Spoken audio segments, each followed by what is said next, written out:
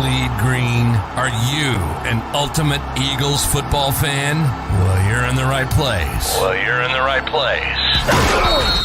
Ready? This is Birds 365, hosted by the new Mac and Mac, Jody McDonald and John McMullen. Here we go! Who collectively have covered and talked about more than 50 plus years of Eagles football. Kick off your day with Birds 365. You'll get debate. We love to argue. You'll get the real story from inside the locker room. And you'll hear from some of the great football minds from around the region. You're about to become an Eagles insider. Get in the game. Join Jody Mack and Johnny Mack and join the football community that flocks to Birds 365. Birds 365 starts right now. Welcome to the NFL. Let's go! Let's go! Go!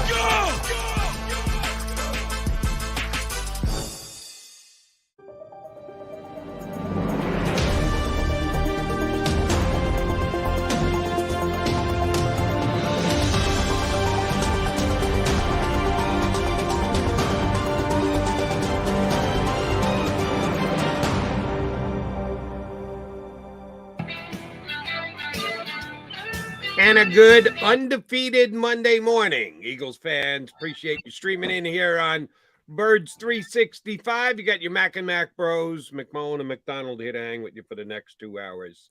It is a non-game recap Monday. We've had 2 out of the last 3 weeks be just that because of the bye week and also the Eagles playing on Thursday night. So we recapped that one on Friday. So we got an entire week plus a day to get ready for the next Eagle contest on the field, which would be the Commanders on a Monday night, full week ahead before we get to another Eagles game. J-Mac, how was your non-covering the Eagles weekend? It was good, Jody. Got to see some other teams, got to see the Washington Commanders up close, some good, some bad with that team. Got to see a little Patrick Mahomes, Josh Allen, the two teams that are supposedly better than the Eagles. And I don't think they are, by the way. We could start there. I think Philadelphia fans need to show some cojones and forget about it. You got the best team in football. Don't be scared of it. Say it. They have the only undefeated team in football. That's for damn sure. And oh, by the way, yeah, the Buffalo Bills stubbed their toe yesterday against the Jets. Jets. How about that taking receipts head coach of the New York Jets, Robert Saleh, beating the supposed best team in the National Football League? And along those lines, I did check it this morning. The Buffalo Bills are still, I get all worked up about power rankings, which I know means absolutely nothing. It's a beauty. By the way, they'll mean nothing this week too when the Eagles are number one. They'll still mean nothing, probably, but they should be number one. They're gonna probably jump to number one across the board, as they should. And you're right, it means nothing. But you know where it does actually mean something, John? At least to individuals around the country in their pockets. They're still the second choice in the betting markets. The Bills, despite losing yesterday, are still the favorites to win the Super Bowl, somewhere between 2 and 3 to 1. And in most of the outlets, you can still get 5 to 1 on the Eagles to win the whole thing. Yeah, I saw something from Dan Orlovsky this morning or last night, or he tweeted about something about Patrick Mahomes. And if you don't have, somebody like 15, you can't win the Super Bowl. And I'm like, they're coming off a game where they had to scratch and claw to win in overtime. The guy was spectacular. He threw the football, I think, 68 times. He had 446. My point here, Jody, is though Tennessee's playing with a quarterback who can't. They have no confidence. Can't play. They don't even let him throw the football. Right. And they almost beat him. There are other ways to win a football game. You've heard me talk on this show that playoff game last year with the Chiefs and Bills. Oh, we can't keep up with that. And this was people around the league. No, you can't keep up with that. But guess what? Play a different way. Right. As you mentioned, the Bills have lost twice. Kansas City has lost twice, and they almost lost again. So there are other ways to win football games. I get so frustrated with that. Yes, if it's a shootout, you're going to have a very difficult time keeping up with Patrick Mahomes or Josh Allen. But you just saw it with your Jets yesterday. You can play different ways. You can do different things. You can win games in other manners. And the Eagles are the most well-rounded team in football. So, I think, let's be honest. I mean, you've been around this town for a very long time on the airways, Jody McDonald. This town is always waiting for the other shoe to drop and always waiting for bad things. They always consider themselves the underdogs. And then you have Saturday, and the Phillies lose on even the Philadelphia Union, the first city in history to lose championships on the same day. And the Union, by the way, we'll have to get Kevin Kincaid on. They just totally blew that. I mean, they snatched victory from the jaws of defeat. So Philadelphia is used to this. And they're saying, I don't know if we're that good. I don't know. No. You're not, throw away the underdog mask. That's what I said. Throw them away. You're not the underdog. You're the big dog. You're the best team. Now, this is the NFL. And the great equalizer is always injuries. So we talked about power rankings. We're entering week 10. Doesn't matter if you get the wrong injuries. But if this team is healthy, they're better than Buffalo. They're better than Kansas City. They're a better football team. They do more things well than those two teams. Simple as that. And I agree with you basically across the board on everything you said. But you did mention injuries. And the Eagles have been relatively injury-free. No one gets through a season without injuries, and even injuries to key guys. Everybody's going to get their games missed because of injury. To this point, comping the Eagles to all other teams, and specifically the teams that we mentioned in the same breath with the Eagles as the top 2, 3, 4, 5 teams in the league, they've had less injuries to significant guys than I think anyone else. But they did suffer an injury on Thursday night with Jordan Davis going down. And despite winning against the Texans are one of the dregs of the NFL at this stage. There were some weaknesses that popped up, and the biggest of which is the other team's ability to run the football and the ability of the Philadelphia Eagles to tackle. They right now are the 32nd ranked tackling team in the NFL. For those of you who haven't been paying close enough attention, 32nd would be last. There are 32 teams in the National Football League, and according to Pro Football Focus, they would be 32nd. After another bad tackling night against the Texans, they fell from 31st to 32nd to dead last in the National Football League. Johnny Mack, you just gave us a nice little 2-minute soliloquy on why the Philadelphia Eagles are the best team in the National Football League. Can they sustain that, being the worst tackling team in the NFL? Well, I've been talking about that for weeks, Jody, as you know. I've been bringing up the nitpicking. I've been talking about the tackling basically since week 1 when they missed 15 against Detroit. And then they overcorrected. They got a little bit better, and I expected them to. And then they've fallen back into those ways, and I think they missed 14 against Houston. So it was almost back to the Detroit levels. It's a give and take, and they have, decided it's more important. We just talked about Patrick Mahomes and Josh Allen. Everybody's out there. Orlovsky's out there. You can't do this. You can't do that. They have decided as an organization, it is more important to stop the passing game than a running game. And for the most part, I agree with that. For the most part. We'll see when Derrick Henry arrives, and hopefully Jordan Davis is back for that game, by the way. That's his first game eligible to be back, and I hope he's back for that game. But which oh, by the way, sorry to interrupt. You won't know, I won't know, Eagles Nation won't know. Yeah. Nobody will know, because they will keep it like nuclear code secret. Yeah, the high-level secrecy of how Jordan Davis is actually recuperating will be off the charts. Yeah, you're correct about that. And he might be rusty, and they're probably not going to have a easy time even with him stopping Derrick Henry in a running game. So there's another example. They're going to have to win a game in a different way. They're not going to stop him for at least you hope 150 doesn't turn into 220 with Derrick Henry. But if he's healthy and he's ready to go, you're probably going to have some issues. Doesn't mean he can't win the game. And that's the Eagles have made this conscious decision. Look, everybody loves that Chauncey Gardner-Johnson leads the NFL in interceptions, and he's this playmaker, sort of like Trayvon Diggs last year when he led. And everybody would say, well, yeah, but he gives up big plays. There's a give and take to this, Jody. Yep. And Jonathan Gannon says all the time, every defensive call has a weakness. And some guys, he calls it, some guys are put under stress and tough duty. And you got to stand up to it. That's just the way it is. It's a give and take. And they've decided that it's more important to have the playmakers and Slay and Bradbury and Gardner-Johnson. And they're all making plays. And even Kaiser White and Javon Hargrave up front, they're all making plays. But yeah, they're going to miss some tackles. They're not a great tackling team. And they're 8-0 being the worst tackling team. So if you look at those Pro Football Focus rankings, though, all the other categories, they're pretty much top 10 across the board. Most of them top 5. So they're not perfect, but special teams is another issue. And they're bottom 10 there.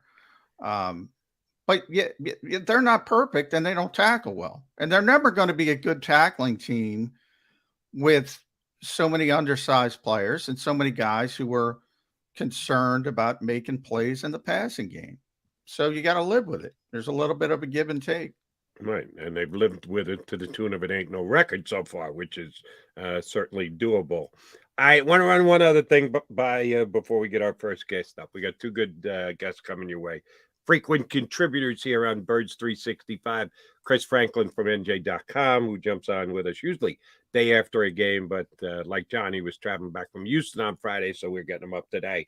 And then hour number 2, our bud Rob Motti, who we haven't had on in about a month, covers the entire National Football League lead reporter for Associated Press, is going to jump in hour number 2. So yesterday, John, I'm watching all the action after suffering through the Phillies' loss on Saturday night. Get back into it on Sunday morning with the NFL to get ready for the CBS show that I do Sunday nights. And I got the Red Zone channel on because they do a great job jumping around from game to game to game to game. I got 2 games on, so I'm doing the remote control thing. But I'm realizing that the Red Zone has got one game they almost never go to, and it's the Patriots and the Colts. And there's a reason for it, because the Colts stink. They're just doing nothing on offense. Jonathan Taylor was inactive for the game, and you got Sam Ellinger pulling the trigger for the Indianapolis Colts. Start number 2. They moved off Matt Ryan. Supposedly Ryan has an injury. I would kind of question that as to whether he's actually hurt or not. I think they wanted to get another quarterback in there, so the injury was exacerbated. But Sam Ellinger has started the last 2 games, and his numbers are surely not awe-inspiring. Yesterday, just snuck over 100 yards. I think he had like 103, 109, something like that, in the very low hundreds.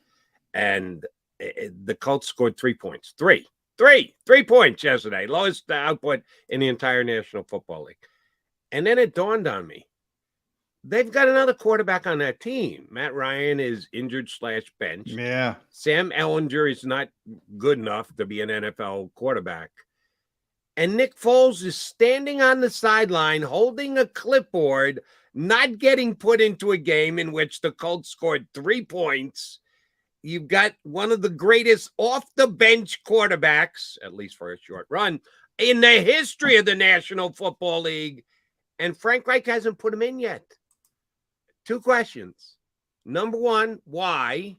And number 2, you don't think this can continue with Sam Ellinger playing. We're 13 days away from the Eagles having to go to Indianapolis and take on the Colts. You know it's going to be the Eagles against Nick Foles in 13 days, don't you? Nah, I don't think so. No, you think they're No. going to stick with Sam Ellinger? Well, and if they don't, they'll go back to Matt Ryan. Yeah. I mean, their whole thought process, and I presume, and who knows what they're thinking, to be honest, because they're making no Here's what I'm sense. thinking. Frank Reich's coaching for his job. Well, if he's coaching That for a team's shot, got to be unbelievably hot, and he's going to stick with Sam Ellinger, knowing full well he get his you-know-what fired in the next 2 weeks. yeah, I don't think he's going to get fired in the two. You never know. I mean, Jim Irsay This is kind of Mr. a Irsay wild we're card. talking about here. Yeah, he's kind of a wild card. He gave him the vote of confidence, but he's kind of a wild card. If he felt, he was coaching for his job, he wouldn't have benched Matt Ryan. I mean,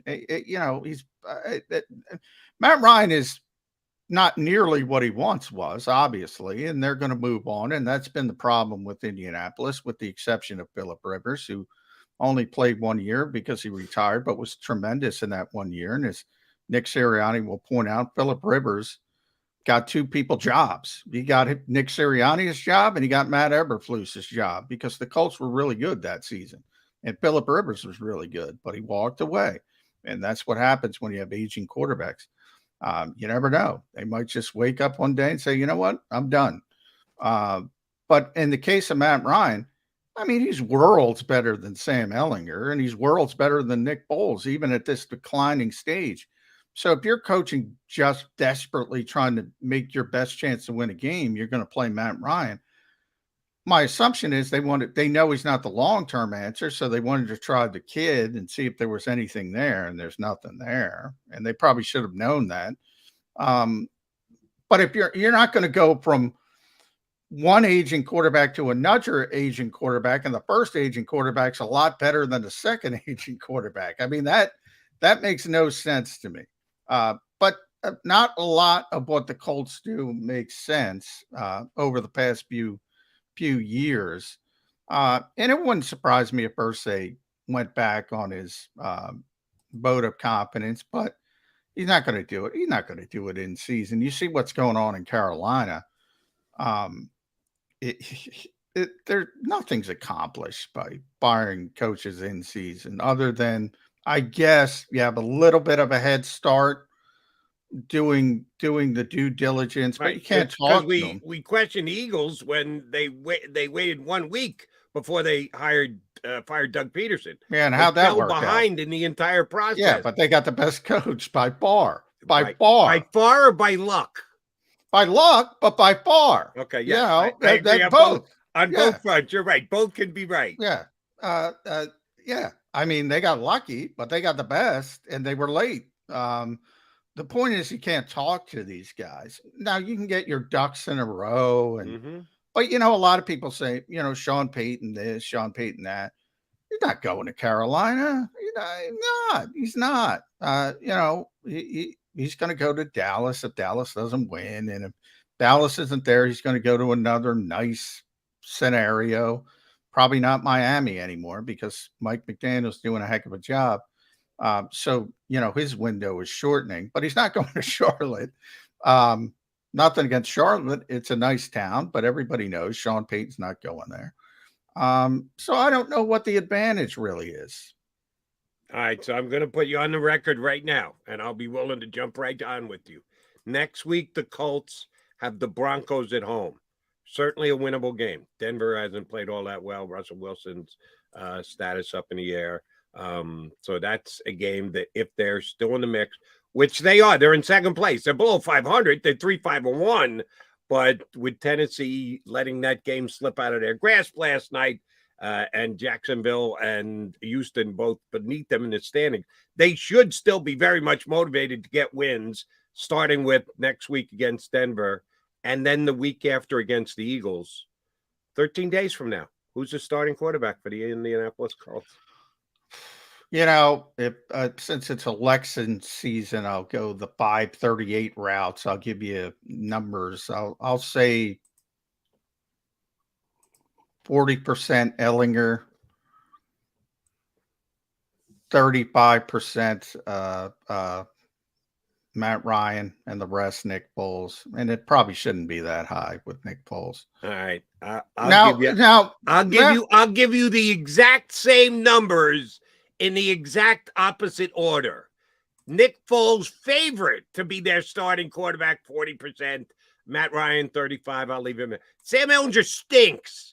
He can't play. Well, I agree with that. They put him out there next week against Denver, whose defense is actually not terrible. It's certainly better than their offense, led by the very highly paid Russell Wilson. He'll get nothing done again, so they'll have to make a change. So Ellinger last at 15%, whatever. We got the exact same numbers, exact opposite order. Foles first, Ryan second, and third. By the way, Matt Ryan, I don't know if it's real or not, but they did talk about some kind of injury, so I don't know if he's completely healthy, so that would affect things. Look, it tells me something that Sam Ellinger started over Nick Foles with Frank Reich. Look, I think in any other town, nobody even considers this, but this is Philadelphia, and it's all Nick Foles and the Folesian Society. I mean, and I'm not a member of the Folesian Society. No, I know, but it just makes too much sense for him not to be the quarterback against the Eagles 2 weeks But from if now. Frank Reich thought Sam Ellinger was the better route to go than Nick Foles, what does he think of Nick Foles after getting him in practice at this point? I mean, I don't think he's starting here. No, he's rolling the dice with the youngster because they know they've already seen enough Matt Ryan to go, yeah, that 2-year plan might not even be worth the 1-year plan. So let's roll the dice here. So they've seen 2 weeks of Sam Ellinger. I've seen enough. He's not an NFL quarterback. Nick Foles is still an NFL quarterback. Might not be that. Do we know that? Because yes, because he's already done it. Yeah, but it's not. He might not be, in your opinion, not seeing him in practice. We're all both just throwing darts at a dartboard here, but not seeing him in practice, who knows for sure? We do know he's already accomplished it. We've never seen Sam Ellinger be an NFL quarterback. Well, I know he could play in 2018, but what year are we in? 2022. 2022 with a guy who knows him really well. And remember, forget about the benching of Matt Ryan. When Matt Ryan was the starter and the 2-year plan was still in place, and I know we got to get the break. I got to do this quickly. Sam Ellinger was the backup, not Nick Foles. So that tells me a lot. That tells me a lot that maybe Frank, it's one of those things where, like when Doug Peterson and the Eagles brought Jay Ajayi back, and one of my favorite Doug moments, he's not the same guy. I can't say what he said because it was off the record, but he essentially said he's not the same guy. Things move on. It doesn't stay in a stasis. Understood. And I don't think Nick Foles' 2022 version will be the Nick Foles 2018 leading them to a Super Bowl win version.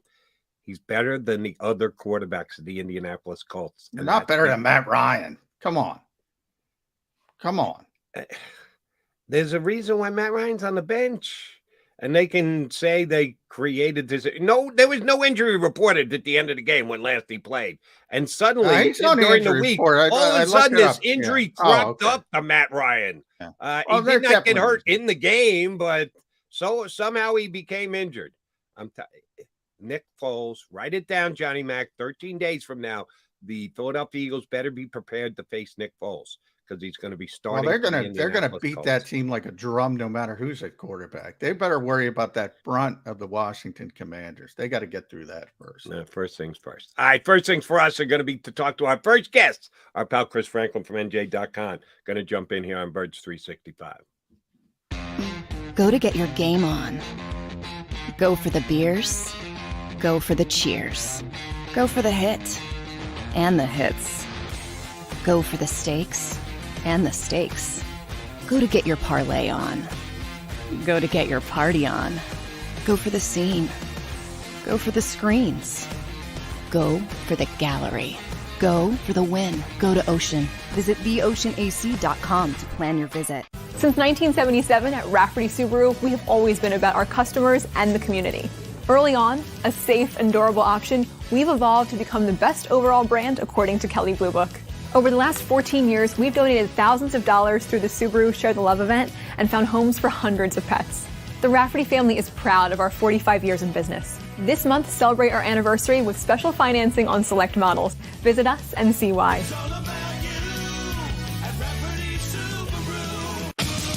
The greatest fans on earth. It's a bold statement, but would you expect anything less from Philadelphia? 58 years of heartache creates a toughness, a grit, a resolve not found in most. Sure, our prayers were answered, but now that we've had a taste, we're looking for more.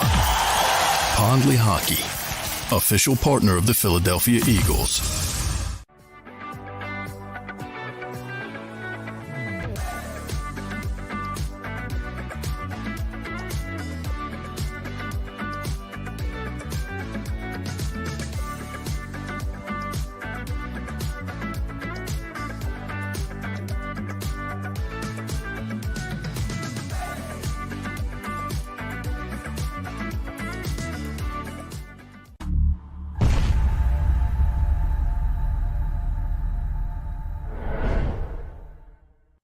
Welcome to Pondley Hockey. We've helped over 100,000 injured and disabled workers obtain benefits, as well as some of the biggest settlements in the state. If you've been injured at work, give Pondley Hockey a call.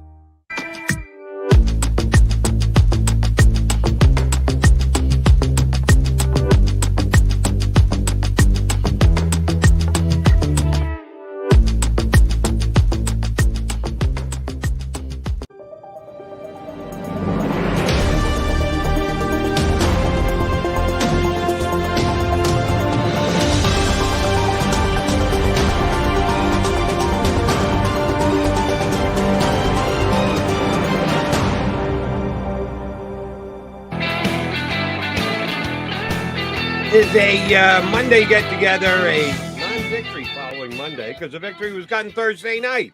And we would have had Chris Franklin on Friday, but he, like Johnny Mac, was coming back from Houston, but he's back safe and sound here in New Jersey, good enough to jump in with us. Chris Franklin, I'll ask you the same question I asked my partner. How was your non-Eagles weekend? It was really good. I got to actually sleep in. Those late games get us. Those late games really did you get an extra hour's sleep like the rest of the world? Because it screwed some of us. I had to put in an extra air on the hour on CBS Sports Radio because they turned the stupid clock back at 2 o'clock. My shift's supposed to end. Oh, no, do the 1 o'clock hour again, Jody Mac. So you got an extra hour, unlike me. Well, here's the problem. I got up. I was so amped from that Union game and then on to the Phillies. I was like, well, I think I can sleep. Back up again. It's 1 o'clock again. Oh, man. So yeah, it was fun. those night games, and we got another one, Chris, coming up.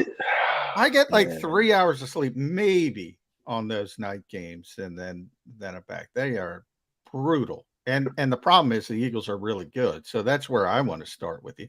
The problem is the Eagles are really good, so we're going to get games moved. We're going to get more night games. It's going to be a disaster for us. But I want to pick your brain because I'm at this position. I want to see if you are. You cover the Philadelphia Eagles for a living. You report on this team for a living. Are you willing to say this is the best team in the NFL? Because I am. This is the best team in the NFL. Now, it doesn't mean anything. It's week 10. And I always say injuries are the great equalizer. You don't know what's going to happen the back end of the schedule. But right now, who cares about Buffalo? They're losing to Jody's Jets. Who cares about Kansas City? They got to have the quarterback throw it almost 70 times to beat a quarterback that Tennessee won't even let throw the football. Why is this not the best team in football? I'm teetering. I'm pretty much. I still look at the Bills. And I just look at that roster and that defense. I'm just thinking, like, you know what? I still, if it had to be a neutral field head to head right now, I still put the Bills ahead of the Eagles. That's the only team that I put there. I look at the Chiefs. I still see holes in their offensive line right now, and they got to patch a lot of stuff up right now because the Titans did a good job limiting, for the most part, limiting Patrick Mahomes, especially Travis Kelce too. So I look at the Eagles. I think the Eagles still have a very complete team. But if you put Josh Allen going against the defense, getting the ball out quickly, and some of those moves that is his capability, and then you look at the Eagles' offense going against that Bills' defense, I think right now there's still a slight edge to the Bills for that. Yeah. I'll give you the one team that may be better than the Eagles, the Tua Tagovailoa-led Miami Dolphins, because there may be only one undefeated team, but there are two undefeated quarterbacks. Jalen Hurts. They're very explosive, and I give Mike McDaniel a lot of credit because he plays to the strengths of Tua, and he gets rid of the football quickly, and he's got such great weapons. They're doing a great job, but that team's got both holes. of you guys were down there in that hot Miami City this past August, right? When the Eagles and the Dolphins were going through joint practice. How'd that go for the Eagles? My Dolphins are fast. I'll give that. Dolphins are fast and they're quick. Yeah, they're fast. And I told you, Darius took the day off. He got one look at Tyreek Hill and said, "You know what? It's hot. Man. It's hot. It's hot." His ankle injury that day, very comparable to Matt Ryan's shoulder injury these days. Someone decided it was a good idea, and they go, "Oh yeah, he's hurt. He's hurt. That's why he's standing on the sideline." Yeah, right. Yeah, take a day. Take a day. Yeah, you might as well. And the whole Matt Ryan thing, I really think I was listening to you guys. Long time listener, first time caller. But I was listening to you guys earlier, and I'm sitting there when it came to Matt Ryan. I'm sitting there looking like, I really think Irsay's trying to tank it. He wants to get the highest pick possible. Yeah, so maybe he sent the directive down, and then he's like, and then he'll clean the house after that. Who knows? Maybe Frank's back over this side in Philly. Who knows? But I think it's one of those things like they're going to keep Erlinger in as long as they can. Like, no, he's developing. Meanwhile, he's just looking like, man, he's not our guy. Get Bryce Young or something like that. Yeah, that's a good point. They might be in full tank mode, and that would lean towards Sam Ehlinger going. But in my part, and we got to talk about the Commanders first. But I do want to say I think it's least likely that Nick Foles will be starting. I think if Frank's coaching for his job, you go back to Matt Ryan. If you're tanking, you play Sam Ehlinger. Now, if somebody gets hurt, then Nick's in the game. That'll be exciting for obviously storyline purposes. But other than that, I think it's the least likely scenario. But I want to go back to this Chiefs thing. Because I think you were talking about Saturday, Chris, and you see the Union just, how do you lose that game? And the Phillies, the Phillies were significant underdogs, and the bats went silent, and they lost to a better team. But they had a great run. But I think Philadelphia's got this mentality that the other shoe's always dropping, and they're the underdog. Guess what? They were the underdog in the World Series. They were the underdog in the MLS Cup. They're not the underdog here. They have the best team, but everybody's worried. Everybody assumes in Philadelphia, oh, we can't be. No, you have the best team. Simple as that. There's no jinxes, no nothing. You have the best, most well-rounded team. That's where I am with the Philadelphia Eagles. See, I think it's been so long. It's been ingrained in so many people's minds. Because even if you look back, '93, you look at '93 with the Phillies. You look at the Flyers teams that should have won. And you look at, even I go back to the '04 Eagles that should have won. And there's questions about what happened during halftime and all that other stuff with the Patriots or whatever's going on there. But I think it's just one of those things where even if things are going well, it's always going to be that doubt in the mind. And you need to feel like that role of underdog. And even it would be very Philadelphia like to see this team go all the way through, and then next thing you know, in the divisional round, that's when they lay their egg and they're out. I don't see that happening, but I understand. It's like Chris Rock. I don't like it, but I understand. It's one of those things from there. I'll give you a reason why at least a percentage of the Philadelphia fan base will stick with where they're at. The quarterback is telling them to. He keeps professing, well, we're not there yet. We've got to improve. This has got to get better. That's his mantra, is there's room to grow, or we're still a work in progress. So they're buying into what their quarterback's saying. He's the leader of the team. We sing the praises all the time of what a leader Jalen Hurts is. Well, the leader's saying we're not there yet, Johnny Mac. You're saying they are. They've arrived. They are atop the mountain. Well, the quarterback says no. Their sentiment is one of the reasons they're so good, because even though they are so good, I always said, like A.J. Brown came into the big game and he was talking about the drop and getting called from behind. He wasn't talking about his touchdowns. He wasn't talking about the big plays. I think that's a great mentality for the superstars to have. But it doesn't mean I have to have it. It doesn't mean I don't have to look and say, oh, you know what? It's A.J. Brown one week. It's Dallas Goedert on Thursday night. I mean, they couldn't cover Dallas Goedert to save their lives. I mean, and Nick Sirianni went to the Dallas Carter. That was a great quote, Chris. I don't know if you remember that one when he said they're big, they're fast, and then went their fast twice with Dallas Goedert.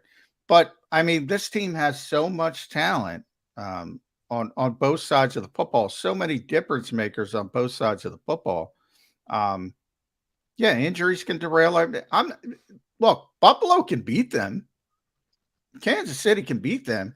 You see it in the NFL all the time. I mean, they're not head and shoulders above those two teams, but those two teams should be more worried about the Eagles than vice versa. If the Eagles bring their A game, this is all I'm saying. If the Eagles bring their A game, they're beating everybody. Doesn't mean they're going to bring their A game when it counts. But I also think their A game includes tackling downfield too, and No, that's they what can't tackle. That's baked in.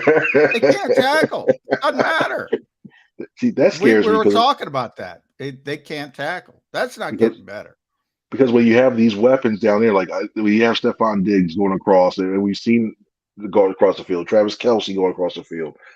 I'm not going as far as Kadarius Toney because we all know what happens with them. But when you got guys like that who are fast, and his team has had a lot of issues when it comes to tackling, just like in the second and third levels, and that really is a concern to me. And I'm looking at this. I'm looking down the line when it's a little bit colder. It's a little tougher to bring these guys down. When is that going to happen? When is that going to come into fruition fully? And that's the part that really has me worried when you're facing these high-powered offenses overall. Well, they don't have to worry about a high-powered offense next week. The Commanders are coming to town. Taylor Heineke came back to the pack a little bit after a injection, adrenaline rush in week number 1. Not great, to a bad pick to set up Minnesota to get even in the game in the second half. The Washington defense played well. They, like the Eagles, shut down a high-flying Minnesota offense, but didn't do a whole heck of a lot on offense yesterday with Taylor Heineke. Should the Eagles be concerned about the Washington defense that's coming to town next Monday night? I think they should be, because it's the second time they're seeing them, and they gotten a good used to the flow of what these guys have done in the past. Now, obviously, it's going to be tweaks when it comes to offensively, but I think overall, when you look at I'm not so much worried about the run game. I'm worried about the pass rush, and I think it won't just be the front four. I think we'll see a little bit more blitzing, because I think the Houston Texans, when they were able to they got pressure with their front four with Green and the other guy, Phillips. I wasn't Hughes. That's right. Thank you very much. With Hughes, and you got the pressure from the outside from those two guys, so they had that available. I know everybody's talking about the Mailata thing and Nick Sirianni taking the blame for that, but I still think a lot of these teams are going to still try to play blitzes, especially from that right side, and try to flush Hurts to his left, and he's done better. Credit to Hurts, he's done better rolling to his left, but I still see that being one way that these teams are going to try to just get the ball out of his hands quickly and force him to be accurate. Yeah, I think the Eagles are going to have trouble with that front. That front is, and Nick Sirianni talked about it in the first game, that's the best front in the NFL, and they're probably going to get Chase Young back this week to add to it. So, Montez Sweat, Jonathan Allen, Deron Payne, they just tortured Minnesota yesterday. And the Eagles, for years, the Vikings have had a bad offensive line, but they don't anymore. Darisaw is playing at a high level. They got a first-round pick, second-round pick, second-round pick. They got a lot of talent on their offensive line. They haven't been bad on the offensive line this year. And that Washington front just murdered them. But the good news is Taylor Heineke is so limited. I mean, you take away the back judge. I don't know if you guys saw the long touchdown. Yeah. You take away the back judge. He throws for 99 yards in that entire game against a team that can't stop anybody throwing the football. So, yeah, they might have some trouble blocking Washington's front, but Taylor Heineke's so limited. I mean, that's what I'm talking about. The Eagles are so well-rounded. Other teams have great this, great that. the Eagles are so well-rounded, and that they'll win it a different way. All right, even if but they have whoa. trouble with the run. Time out, Philadelphia. Do either one of you guys want to take a wager on which team registers most sacks next week? The Eagles or the Washington? This stellar defensive front that Washington's bringing in here to face the Eagles, on who's going to get sacked more next week, Jalen Hurts or Taylor Heineke? They only got Carson Wentz 8 times last time. Now I know there's a big difference. Carson Wentz holds on to the ball a little bit longer. One quarterback holds onto the ball. One quarterback is desperate to get rid of it. I get that. Knowing that, I'm still willing to take all wagers that the Washington quarterback goes down more than the Philadelphia quarterback this upcoming Monday night. Any takers? Still going. I think it'll be about even. I think it's going to be 2-2. 2-2 or 3-3. I believe that. That could go either way because Heineke is, as I said, he's desperate to get rid of the football. Ball comes out early. That 8 sacks, and that's why. And Jonathan Gannon says this all the time, and I know Jody doesn't agree with me, but I agree with JG. Sacks. If you're playing Tom Brady, for instance, you're not getting a lot of sacks. I mean, you're not.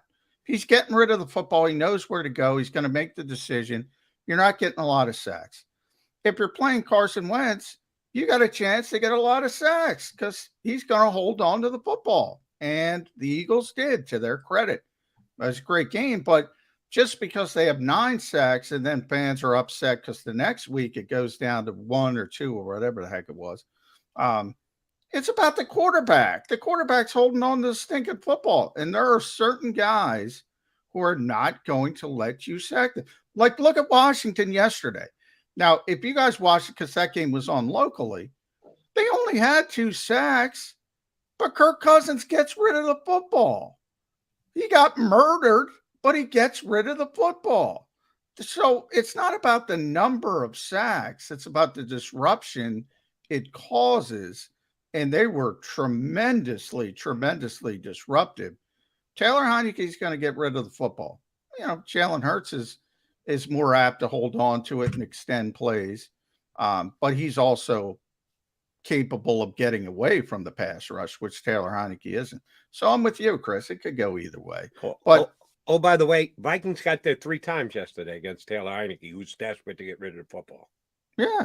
Well, the Vikings have a good pass rush too, though. I mean, the Vikings have Zadarius Smith, who's in the Defensive Player of the Year conversation, Danielle Hunter. I mean, they're a top tier front as well. So, I mean, but 3's not a lot. If Jalen Hurts gets sacked 3 times, I'm not sounding the alarm bells. Taylor Heineke gets rid of the football better than Carson Wentz. I mean, that's not even an argument. Can we at least agree on that stipulation? Well, Taylor Heineke and the other 31 starting. Yeah, exactly. That's what I mean. I can see Heineke throwing the ball into an air. I see Heineke will throw the ball. He'll get rid of it quickly, but I can see him throwing it up there. I think the secondary interception. That's what you're talking about. You're talking about Chauncey Gardner-Johnson. I'm chalking that up. Another game. Interception. I think you know what, Avonte Maddox. I think he's playing well in the slot too, and I think especially if he gets a little safety help on over the top there. We're not going to know this, Chris, but I don't think Avonte's playing this week. He pulled his hamstring late in that Texans game. I'm worried about Fletch too.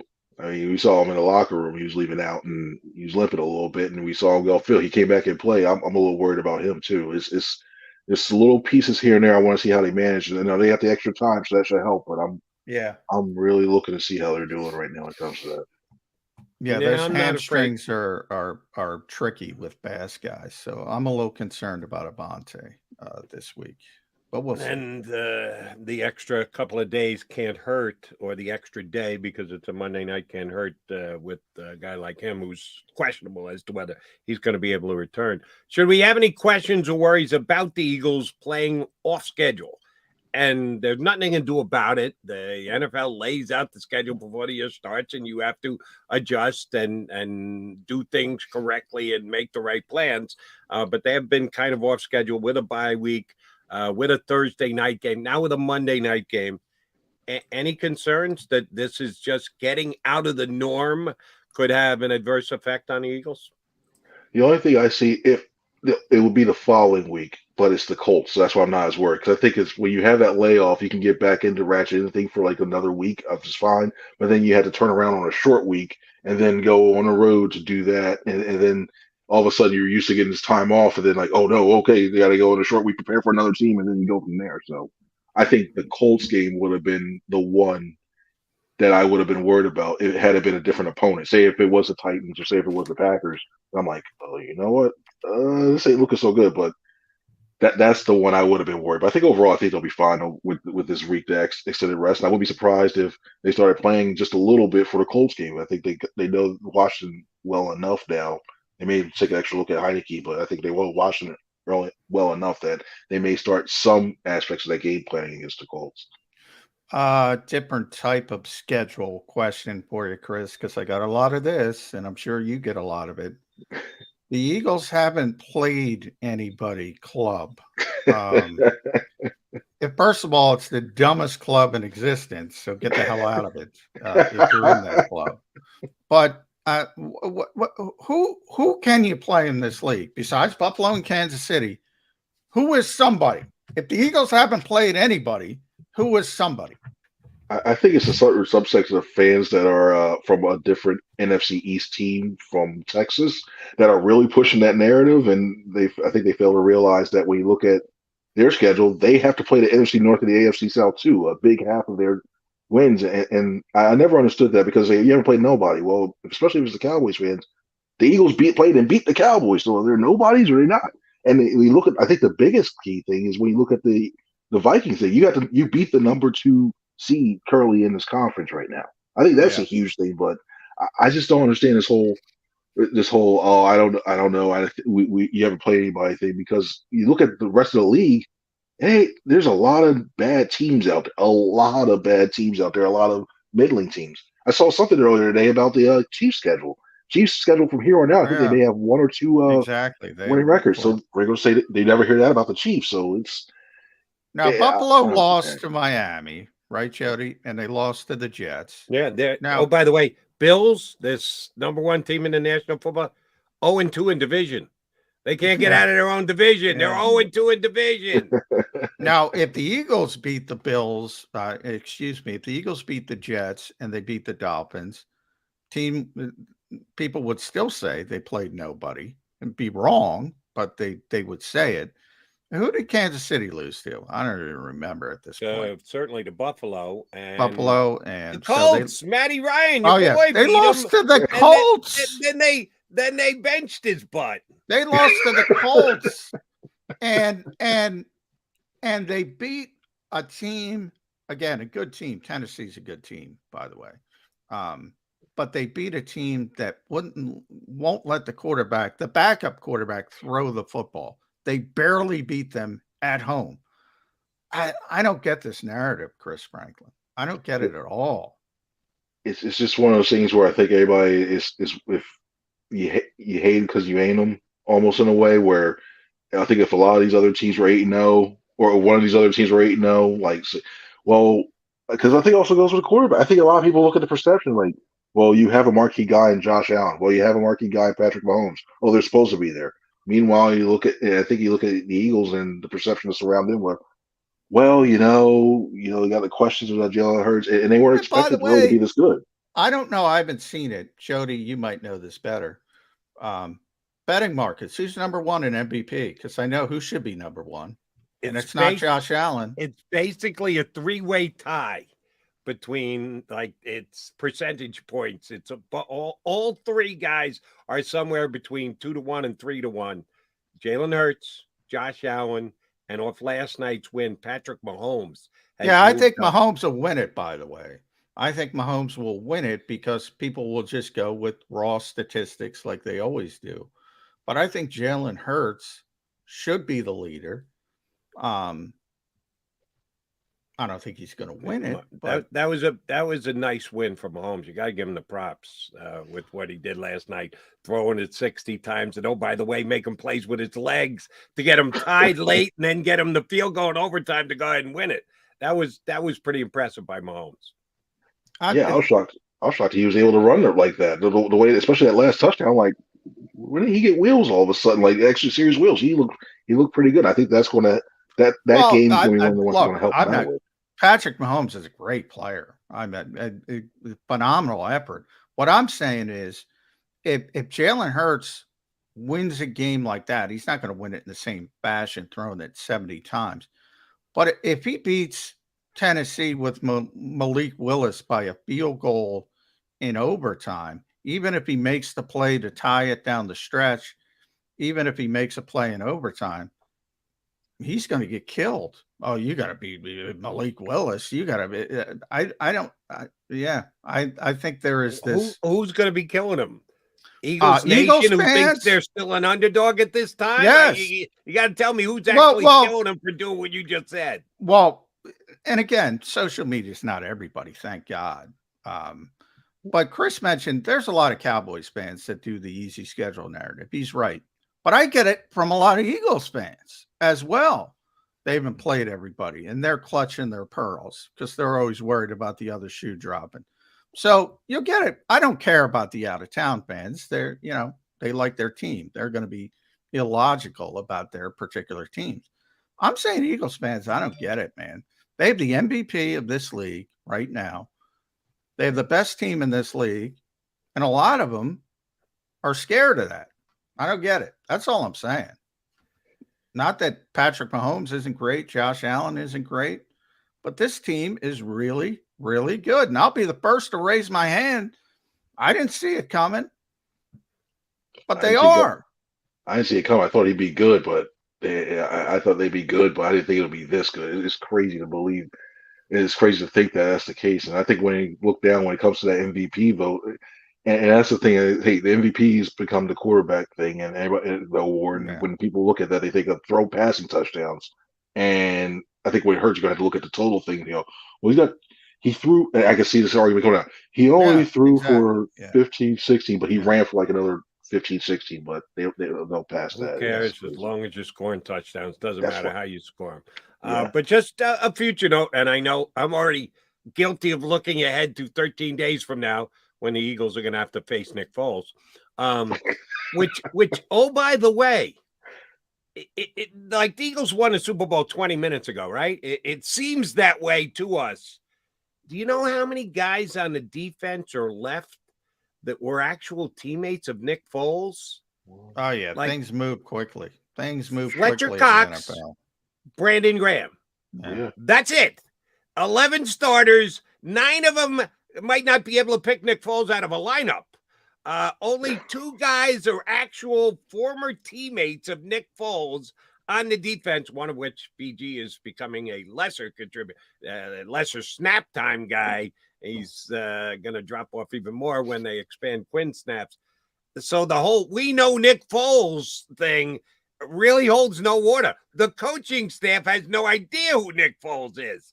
They weren't here when Nick Foles was winning the Eagles a Super Bowl. So I just think it's going to be a whole hell of a lot of fun here on Birds 365 next week. But an even further down the line future note, beware of on the Eagles schedule, Jalen Hurts Part 2. And he plays in Chicago, and his name is Justin Fields. Yeah. He is a lot like the Eagles MVP starting quarterback. The last 2 weeks, he's been phenomenal.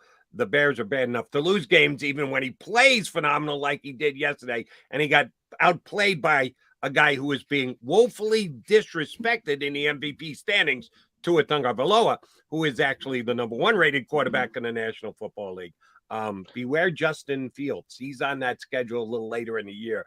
They'll have Chase Claypool up to speed by that time. The Bears will not be a pushover for the Eagles in December. Yeah, look at Fields. I'm shocked that he's played as well as it's like he finally the lights clicked a little bit, and you're starting to see he's not forcing the ball into areas. He's basically saying, okay, you know what? If I got it, I wouldn't too. Unless besides Mooney, unless it's him, like he's not open. Okay, I'm running too. I'm the best chance this offense has of moving the ball too. So it's like he's finally getting his things are starting to click a little bit. He's getting the experience, and that game now all of a sudden it used to be like, oh, okay, well this is going to be a in and out.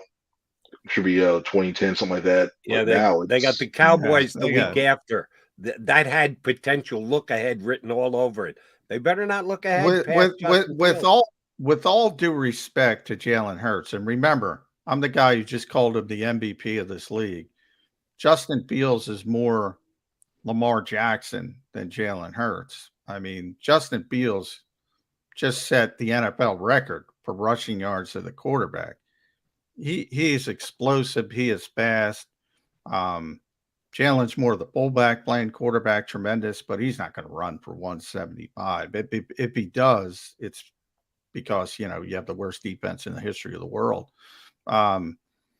They're different types of quarterback. But yeah, the Eagles, everybody has an issue.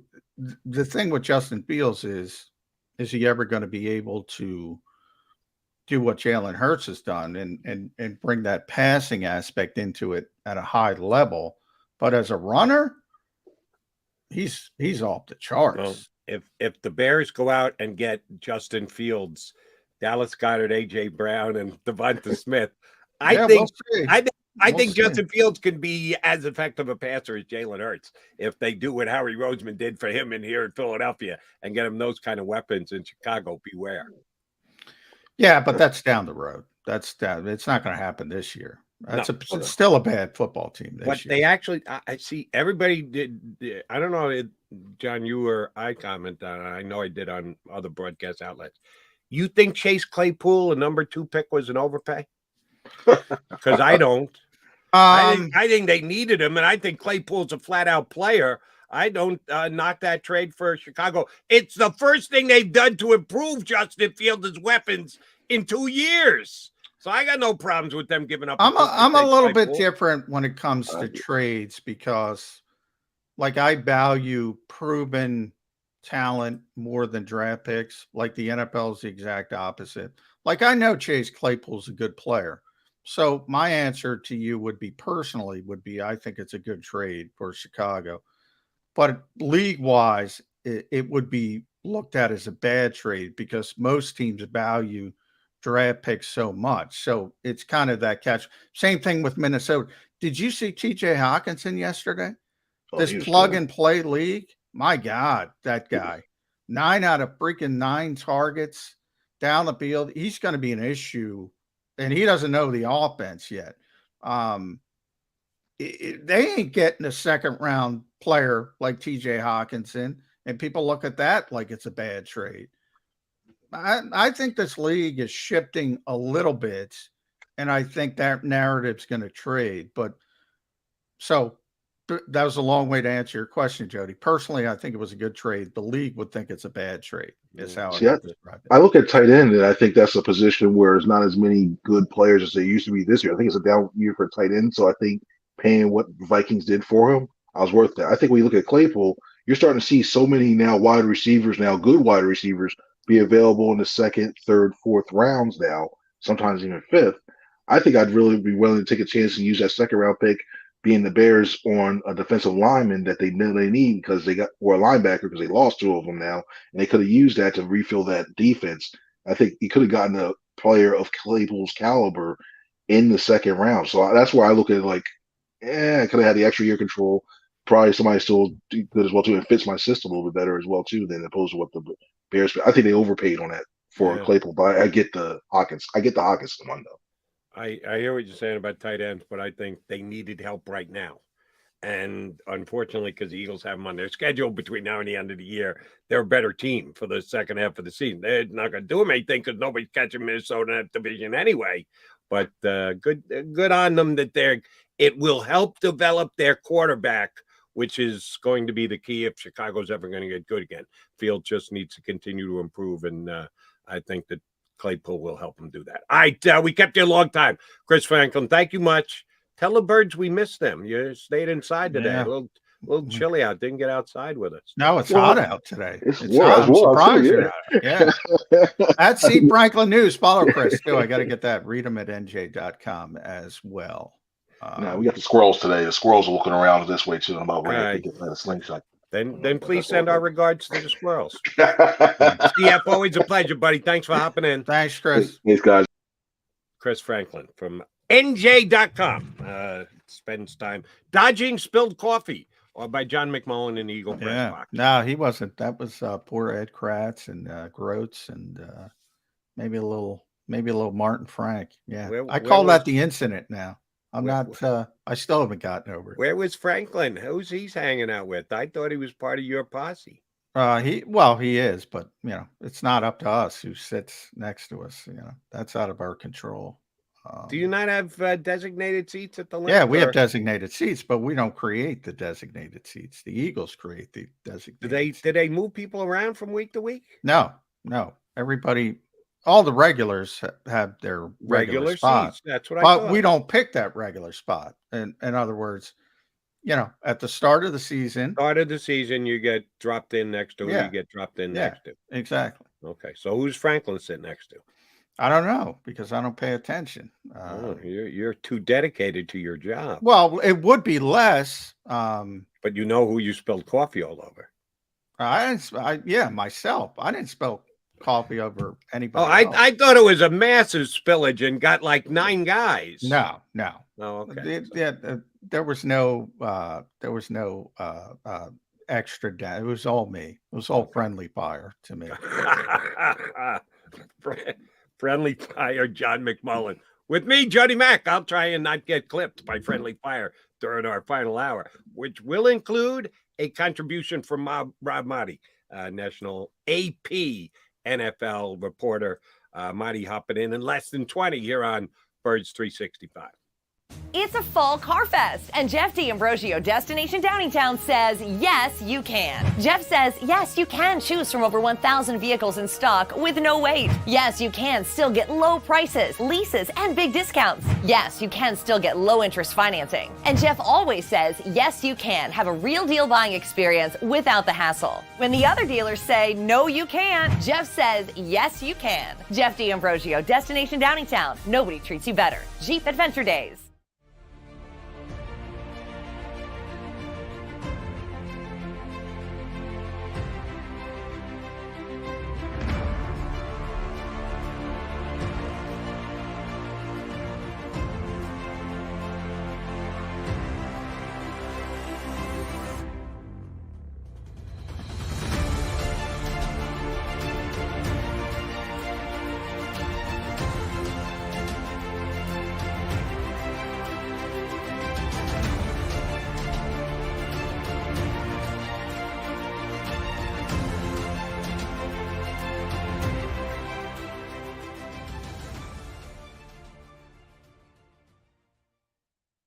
At Pond Lehocky, we've recovered billions of dollars for our clients, and we're confident we can do the same for you. With over 250 years of combined courtroom experience, we've helped over 100,000 injured clients obtain some of the largest settlements in Pennsylvania. One conversation is all it takes to help you and your family get back on track.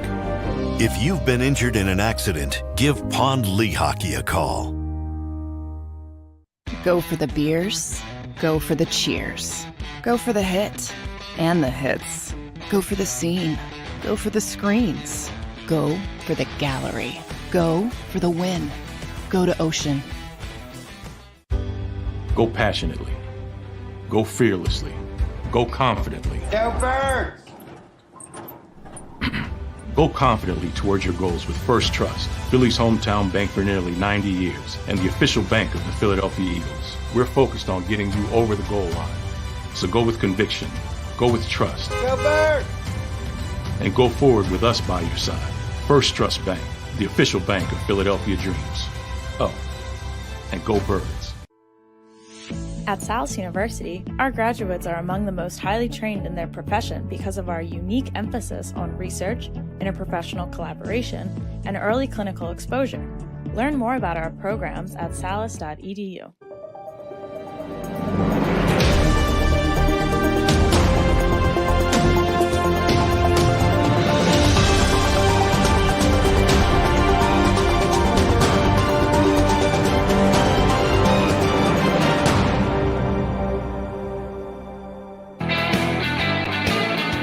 You got your Mac and Mac guys, John McMullen and Jody McDonald here with you on Birds 365.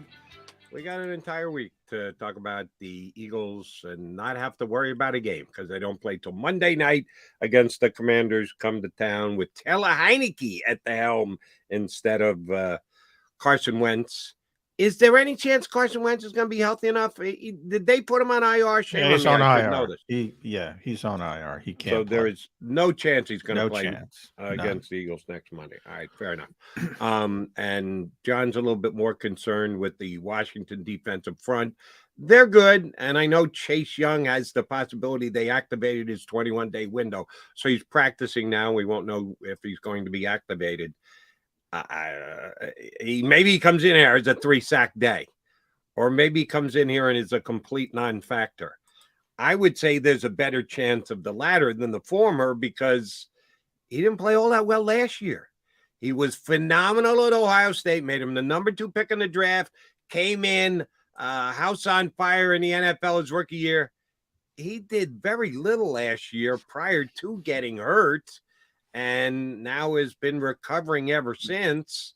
I don't think he's just going to jump into the fray and become some kind of game wrecker, but the Commanders are not scaring me much going into next week. But we're almost halfway through the season. And J-Mac, I wanted to run this by you because I was doing some number crunch and it just dawned on me about the Eagles and what they've done through the first 8 games that both you and I agree have them as the best team in the National Football League. All those power rankings will come out tomorrow. Sorry, Bills fans, you can't be number 1. If there's and you know I get too worked up about this stuff. If there is a media outlet that still has Buffalo as number 1, I gave them a quasi pass these last couple of weeks when they've had the Bills ahead of the Eagles. All right, 1 and 1A. Philadelphia, Buffalo. You want to keep Buffalo up top. You don't really believe they lost that game to the Dolphins, which they did. Fine. Okay, you're wrong, but we won't kill you about it. If you list Buffalo number 1 still after losing to the Jets this past week, you will get crushed by yours truly right here on Birds 365. Has to be the Eagles number 1 team in the National Football League across the board with all the media outlets. So I was just thinking about overall what the Eagles have done through the first 8 games. 8 games, Johnny Mac. How many minutes of football played is that for a team when they've logged 8 games? 8 times 60 minutes. So you got to do the math for me, Joe. That would be 480 minutes of football played so far this year. Out of the 480 minutes of football that the Eagles have played, how many minutes do you think they've trailed? Not much. There's the Jacksonville game.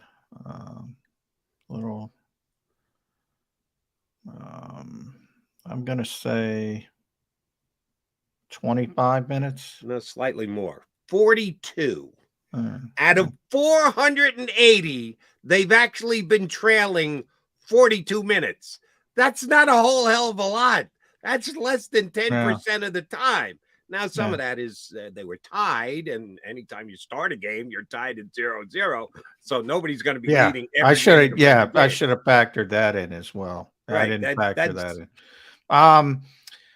Yeah, I mean, well, that's my point with you. They've been so dominant in a league where nobody, they're a good teams. And like I said, I'm not trying to say Buffalo's not a good team. I'm not trying to say Kansas City's not a good team because they are.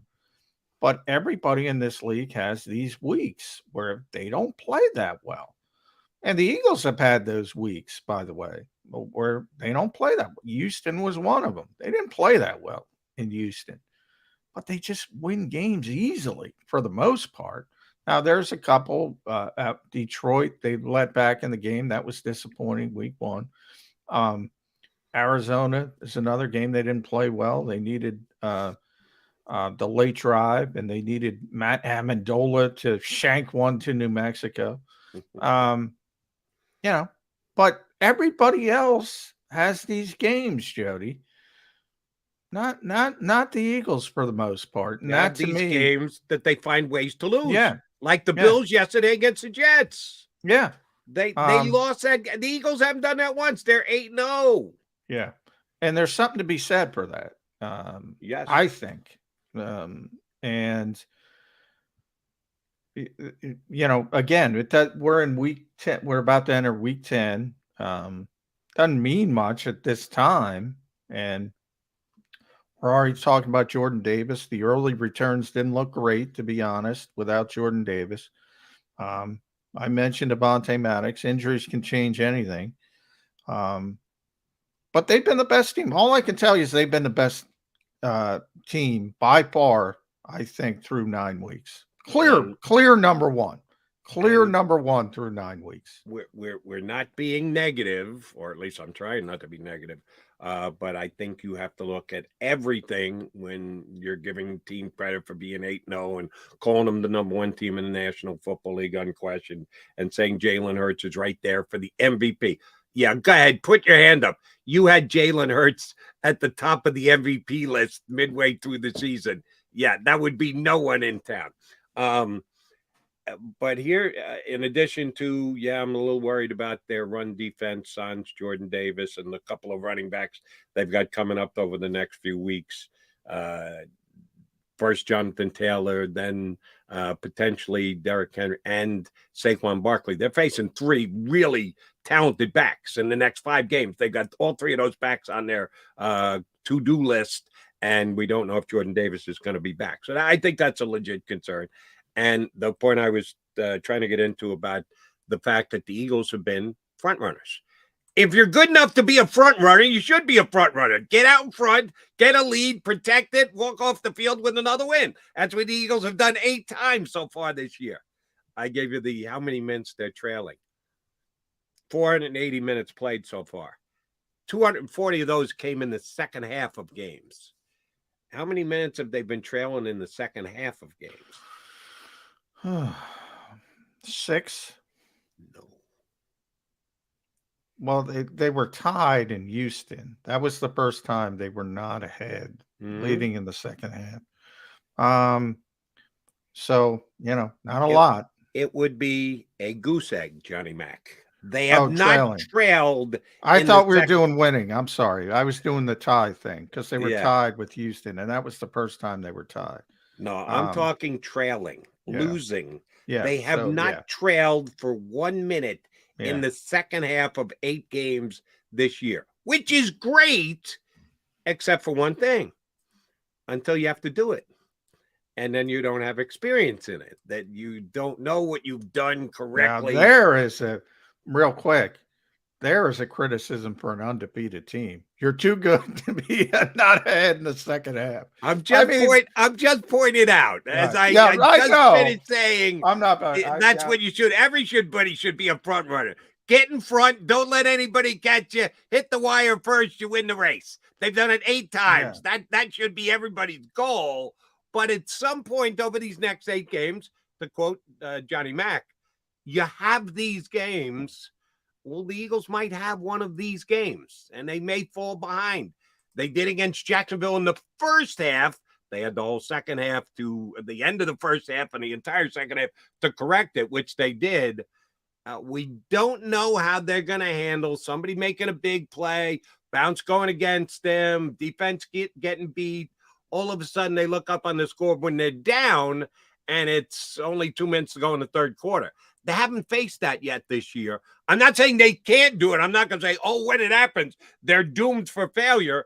I'm just saying we haven't seen the Eagles face it yet. No, and you bring up that Jacksonville game, and Nick said something similar to that in the Jacksonville game. It's nice to see that you come back from 14-0, but that's never the plan. And I get why you're saying it. It's nice to see if you come back from, like, what did Minnesota come back from? 10 points in the final 7 minutes. It's nice to see, but you don't want to be in that position. You never want to be in that position. One thing I would say about the Eagles, Detroit, there was a sense of urgency. I've talked about this all year. Arizona, there was a sense of urgency. Every time they've needed a score, they've gotten a score. Not necessarily from behind, but they've had these long clock-sustaining drives. If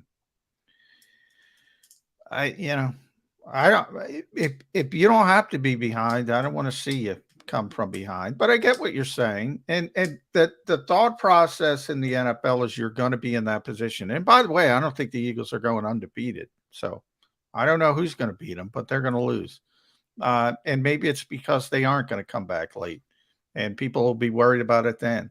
Right. I'll be panicking in the streets Yeah. that week. Oh my God, they're 12-1. Yeah. The earth, the sky is falling. Exactly. So, do you want to be able to do everything? And like I said, they're the most well-rounded team in the NFL. That's what makes them the best team. They haven't had to do it. My assumption is they can do it, because I don't think people are covering Dallas Goedert when it counts. I don't think people are covering A.J. Brown when it counts. I don't think people are going to figure out the Eagles RPO game when it counts if they can't figure it out when it doesn't count. It all counts. And they're always ahead, and that's a good thing.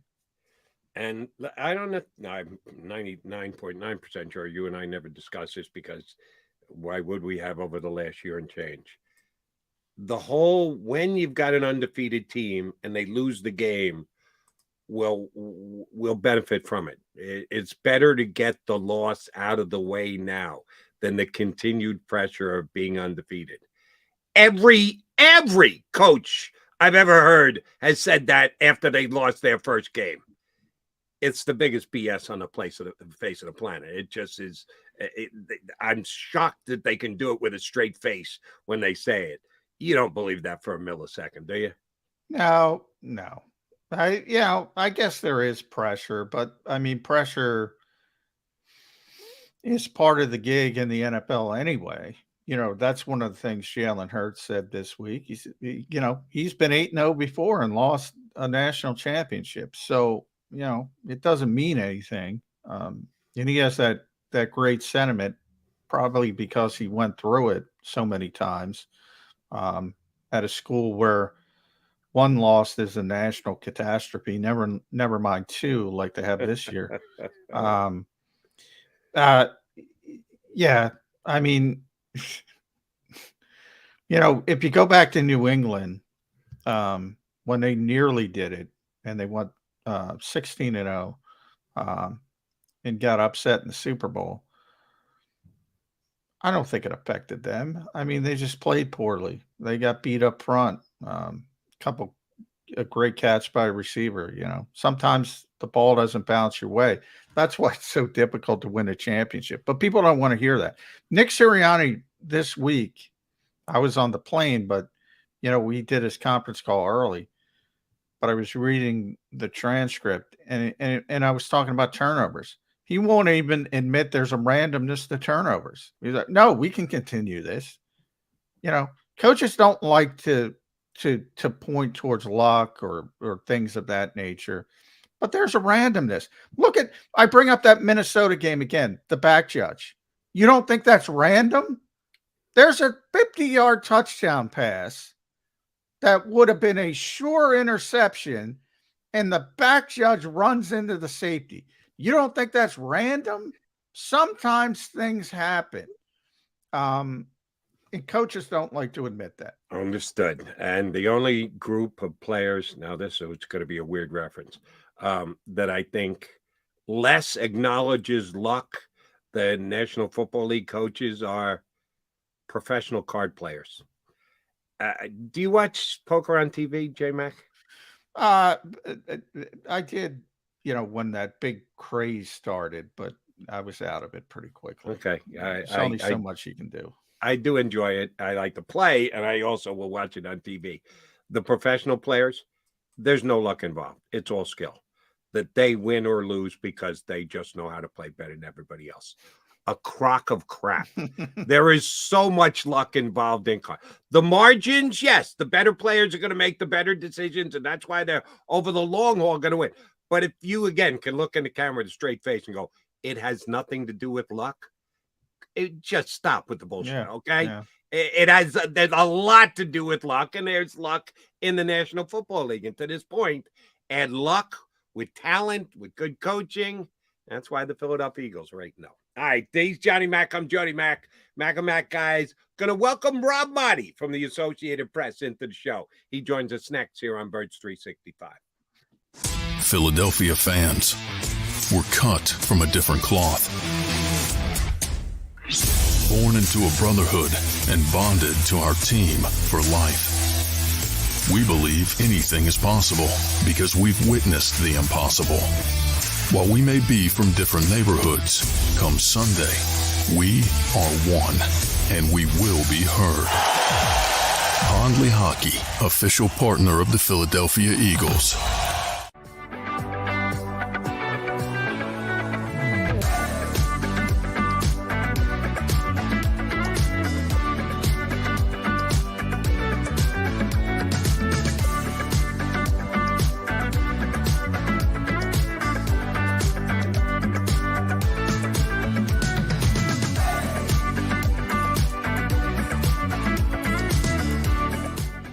It's a fall car fest, and Jeff D'Ambrosio, Destination Downingtown, says, yes, you can. Jeff says, yes, you can choose from over 1,000 vehicles in stock with no wait. Yes, you can still get low prices, leases, and big discounts. Yes, you can still get low interest financing. And Jeff always says, yes, you can have a real deal buying experience without the hassle. When the other dealers say, no, you can't, Jeff says, yes, you can. Jeff D'Ambrosio, Destination Downingtown. Nobody treats you better. Jeep Adventure Days.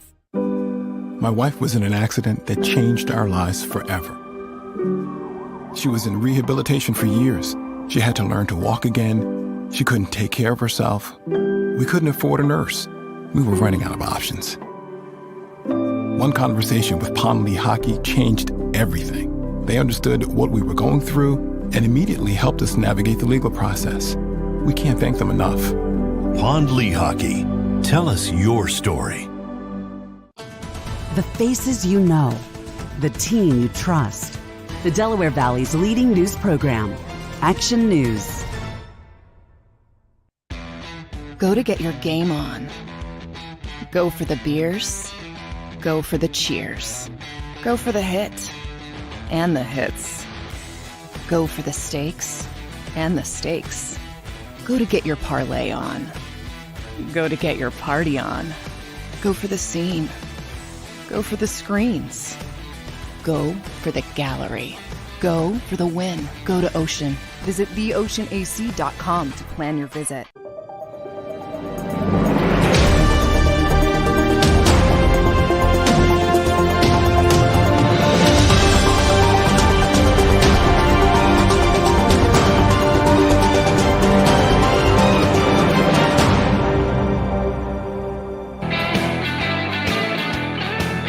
Appreciate all you guys streaming in here on Birds 365. John McMullen, Jody McDonald, joined by our esteemed colleague. Yeah, I don't really mean that. He's just my buddy. He's very good at what he does, but I don't know about esteemed.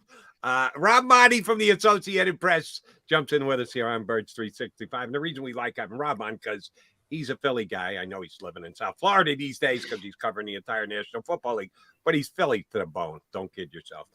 So we can ask him about both the Birds and the rest of the National Football League. I'll go with McMullen. Oh, he's got the towel. He was there the other night against the Houston Astros. Yeah, terrible towels. Well, I want to start. And by the way, Rob is esteemed, AP's lead NFL reporter. So I know better than that's that. A big deal. I know Marty. He's not that esteemed. Let's not get nuts here. But I see Rob. I like the backdrop. I'm looking for the Eagles football. You got to have that somewhere where they thanked you for. There it is. He's pointing it out.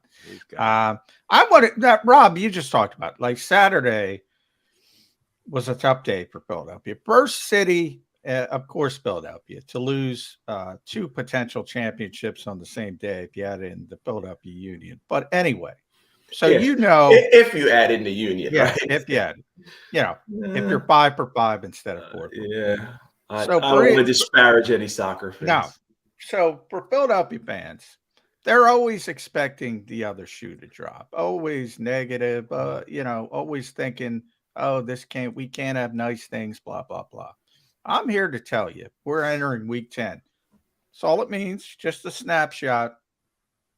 The Eagles are the best team in the NFL. I don't want to hear Buffalo. I don't want to hear Kansas City. The Eagles are the best, most well-rounded team in the NFL. Agree or disagree? I do agree, John. And I just look at the numbers. The numbers don't lie. They're 8-0.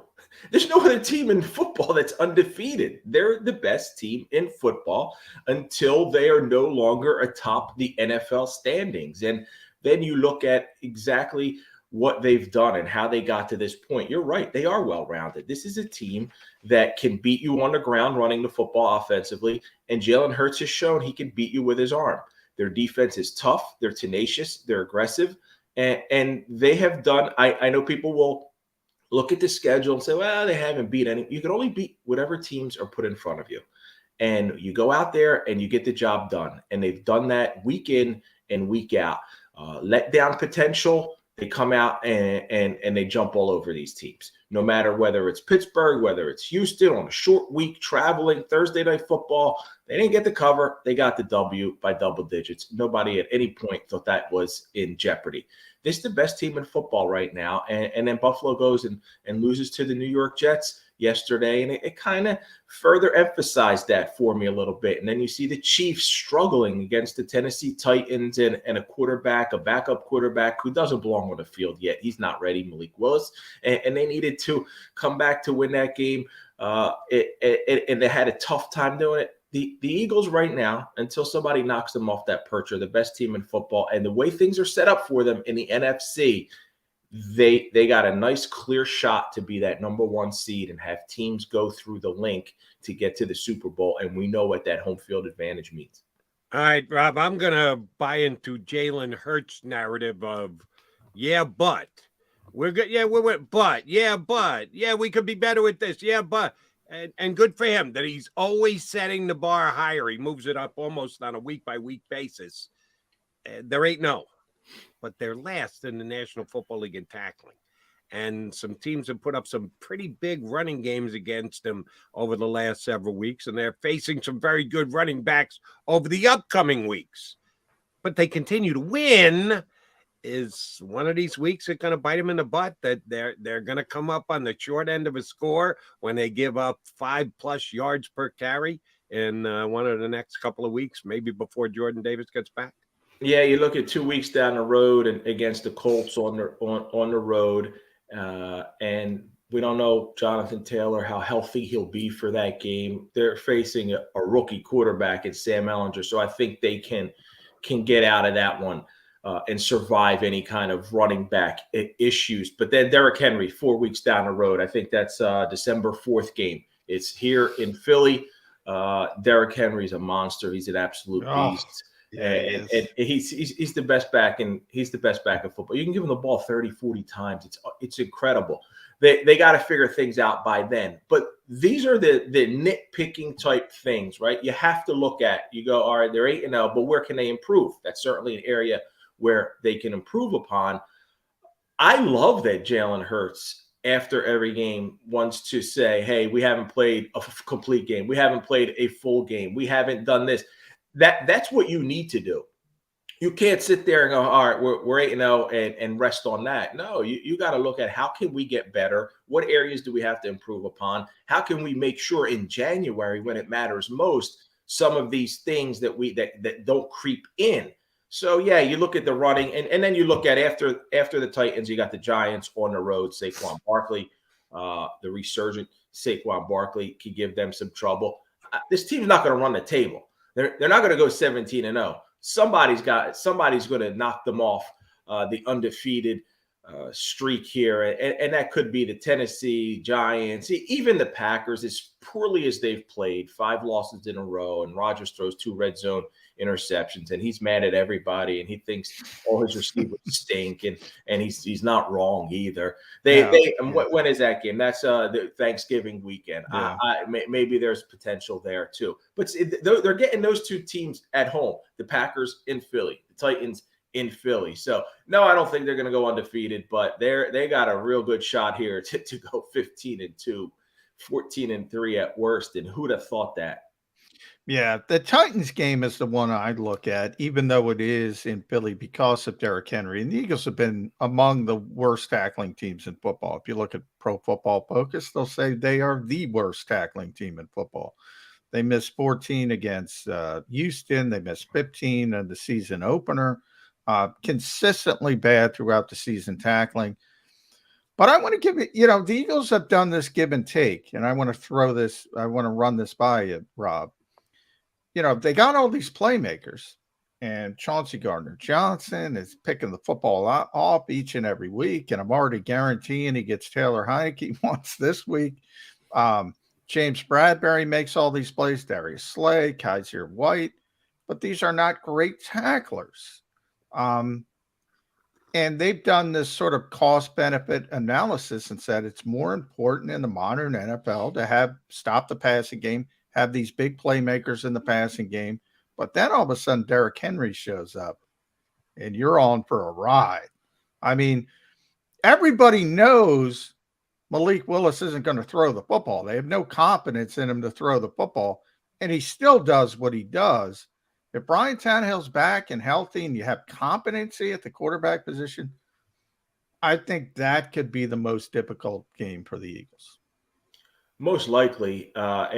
For up until you get Dallas. When is Dallas? That's in week Christmas 16. Eve. Yeah, Christmas that's in week 16 because that's on the road. One. That's in Dallas, and that depending on how the Cowboys, how close they can stay, and I don't know that they can stay within. They're 2 games behind, technically 2.5, because they lost to the Eagles. I don't think they can be within a game to where that's going to be have division ramifications. I think that one's going to be. It's going to matter to the Cowboys more in the wild card standings, not necessarily. Eagles could have the division wrapped up by the time they get there for a Christmas Eve game. Yeah, the Titans, exactly what you're saying with Derrick Henry. You can give him the ball 35 times for 215 yards and keep the Eagles offense off the field too. And that's the part of it where they can run the football so well and they can dominate time of possession, have it 40 minutes to 20 minutes, and that's how you could sneak out of Philly with a W for the Titans. That's okay. If they end up losing an AFC game, and that's the one, I think that's okay. Like I have a hard time thinking anyone, and you saw the Vikings have to struggle against Washington and come back, and Heineke threw that pick, and they came back and they win that game yesterday. I don't think Minnesota's going to stay within a game, and the Eagles got the tiebreaker there. So that might be the game. It's just that you don't want be the problem in the playoffs. Minnesota plays Dallas in a couple weeks, so somebody's got to win. Somebody's got to lose. Yeah. Unless they. All right, Rob. Don't know if you have a source or a relationship with anyone that would have insight on the Indianapolis Colts, because the Eagles play them in 13 days, and I have been espousing a theory here all morning that I think the starting quarterback for the Indianapolis Colts that day is going to be a gentleman by the name of Nick Foles. Seeing as Matt Ryan is either hurt or is already fallen out of favor, is benched or is laid up. I've watched Sam Ellinger the last couple of weeks. He's not an NFL quarterback. Not yet. I would doubt ever. And you got this guy who maybe had the greatest off-the-bench performance in the history of the National Football League. Granted, it was 4 years ago, but in the history of the National Football League, and you don't want to put him into a game? Frank Wright's seat is getting pretty damn hot there in Indianapolis. Why wouldn't you throw Nick Foles out there to take a chance? How do you think they think about their quarterbacks in Indianapolis on this Monday, 2 weeks before they have to face Eagles? I think they're looking at the quarterbacks in the draft, and that's why they're playing Sam Ellinger. I feel like if the Indianapolis Colts wanted to make a quarterback change in a division where at the time it was still there, and they're 3-5-1, and Tennessee is 5-3. So they're 2.5 games out. Had they wanted to stay competitive and you make a quarterback change, you go to Nick Foles. Everybody knows Nick Foles, what he can do as a backup quarterback. We've seen Nick Foles step into a season as a backup. Nick Foles, when he's handed the team at the start of the season, has not had success in the NFL. When he takes over at some point in the middle of a season, He led the Eagles to a division title way back in 2013. He stepped in and led the Eagles to the Super Bowl victory. He stepped in and led the Eagles to a playoff game and a playoff win. That's what Nick Foles has done when he steps into the lineup. And I don't know that the Colts right now are playing to be a playoff team. I think they're playing to be in the top 5 of the NFL draft, and that's why. Tankapalooza, huh? You're doing Tankapalooza on the Colts. It's got how else, Joe? Right? How else would you explain Sam Ehlinger? Like you said, I haven't seen anything out of him to suggest that he's an NFL star. Well, remember, suck for luck back in the day. It's not like they haven't done it in the past. Exactly. So yeah, it seems like that's the way they're going to go. Now, Jody knows when it comes to the NFL, Rob, I am not a stat guy. I don't care about stats. I think it's the least stat word. Like baseball, asked me about baseball. I got 714, 755. I can even tell you Willie Mays at 660. Pete Rose, I can tell you 4,256, I believe is the number. Hits. It means something in baseball. Football, not a statistical game. But man, I saw 100,000 next to Tom Brady's name. And I went, what? 100,000? I'm old, so I remember when France Arkenton broke the record, and it was like 47,000. 100,000 passing yards. Were you you're a Central Florida guy now, so you're in the Tampa area. Were you at the game yesterday? And man, Tom was fired up. They've had a difficult season. He's won so much, and he's still fired up to win a game like that in that final drive. It was pretty amazing.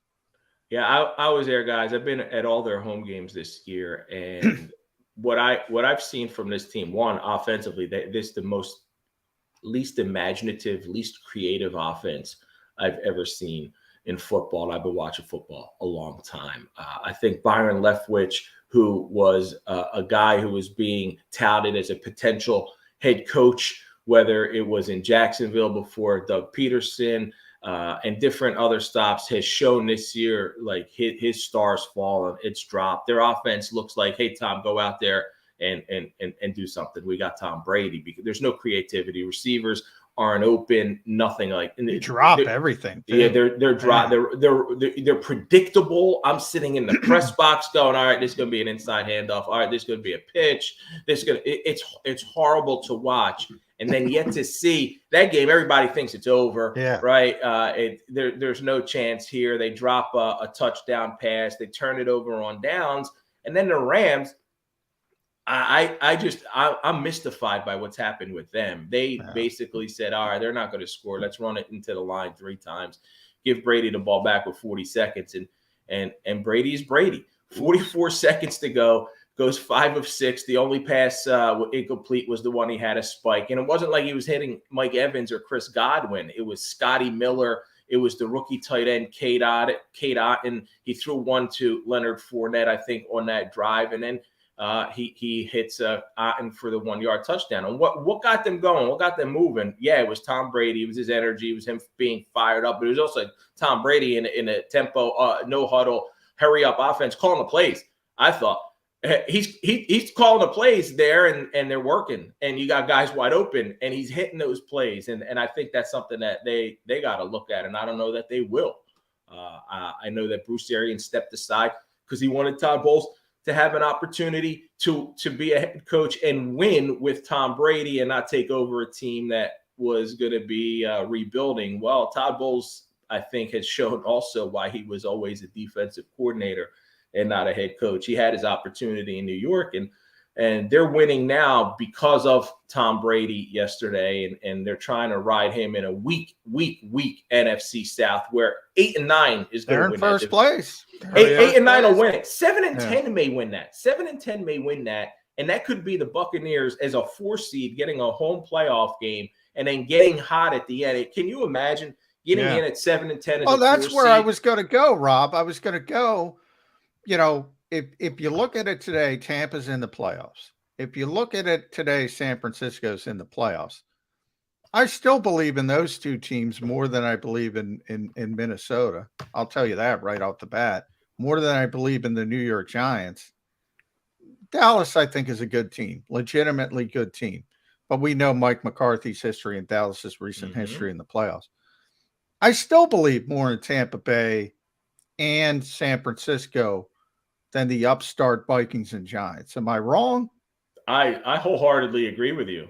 I agree that if those teams get in and get healthier, like if you look at the Bucks and they start to get healthier, they get their center Ryan Jensen back and they start getting some pieces back and they start playing better and they start building more chemistry towards the end of the season and they get in as that 4 seed at 7-10, then they win a home playoff game. And now you go Brady. I don't know what the second round matchup might be. So suppose it's Brady, Daniel Jones in New York. Who are you going to take?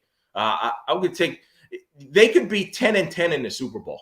I'm not predicting like that. You can win 3 games and get in the Super Bowl at 10-10. Imagine that in a league that keeps sending us all these stats about one score game, right? Yeah, one possession games and all this stuff. You might end up with a way below 500 team, and then you look at the 49ers, and we know what they have been able to do with Jimmy Garoppolo over the years is win football games. He manages the game. They win with the run. Their defense gets the job done. And again, they've shown on the road they can go to Dallas and win a playoff game. They go to Green Bay and win a playoff game. Heck, they went to L.A. and it was almost a home game for them last year, and they should have won that if Jakeski Tart doesn't drop an interception. They win that one, and they go to the Super Bowl. So those two teams, if they get in, they can make some noise no matter where they play in January. And I do believe in them more than I would believe in Daniel Jones, more than I would believe in like you're saying, Kirk Cousins and the Minnesota Vikings. And it sets up for a wild, wacky potential January. And the Eagles can just sit back there, earn that number 1 seed, and watch it unfold in the first week of the playoffs, and then take it where it may go the next game after that when they get to step on the field. All right. 2 things for both you guys. You're being disrespectful. Beware Geno Smith. Oh yeah. I'm sorry. Yes. Neither one of you guys got around to mentioning the team that's leading the NFC West that San Francisco is looking up at in its standings. That would be the Pete Carroll, Geno Smith-led Seattle Seahawks. But we'll put them aside for a second. You talked about least creative offense, Tampa. I watched yesterday. You know what I thought was the least creative offense in the NFL yesterday? The Green Bay Packers. What the hell is going on up there? Is Aaron Rodgers so in control that he dictates everything and that they don't run the football? They don't put guys in motion. He just drops back and takes a shot at some guy. Who's Guerrera? I don't even know who that guy is. He targeted him 5 times yesterday, and I'm going, wait a minute, who is this guy? The Packers are dead in the water.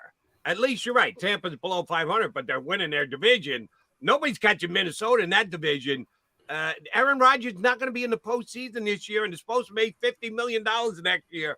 Where are the Packers going from here, Rob Marty? Yeah, that's a big problem. And as disgruntled as Aaron Rodgers seems, and he's not willing to, he's not even hiding it, right? He's openly criticizing teammates. He's openly criticized the organization. They give him $50 million a year for 3 years, and he's kind of happy about it, and he comes back and he plays. I wouldn't be surprised if Aaron Rodgers, not that he would retire, though some speculate maybe this is it. His love for football will wear off after this, but maybe looks for a way out of Green Bay after this. This could be the year that can finally, despite that contract, and that would be a whole. I haven't looked at the ramifications of trying to move on from him with that contract and dead cap money, and that's something that we got to look at.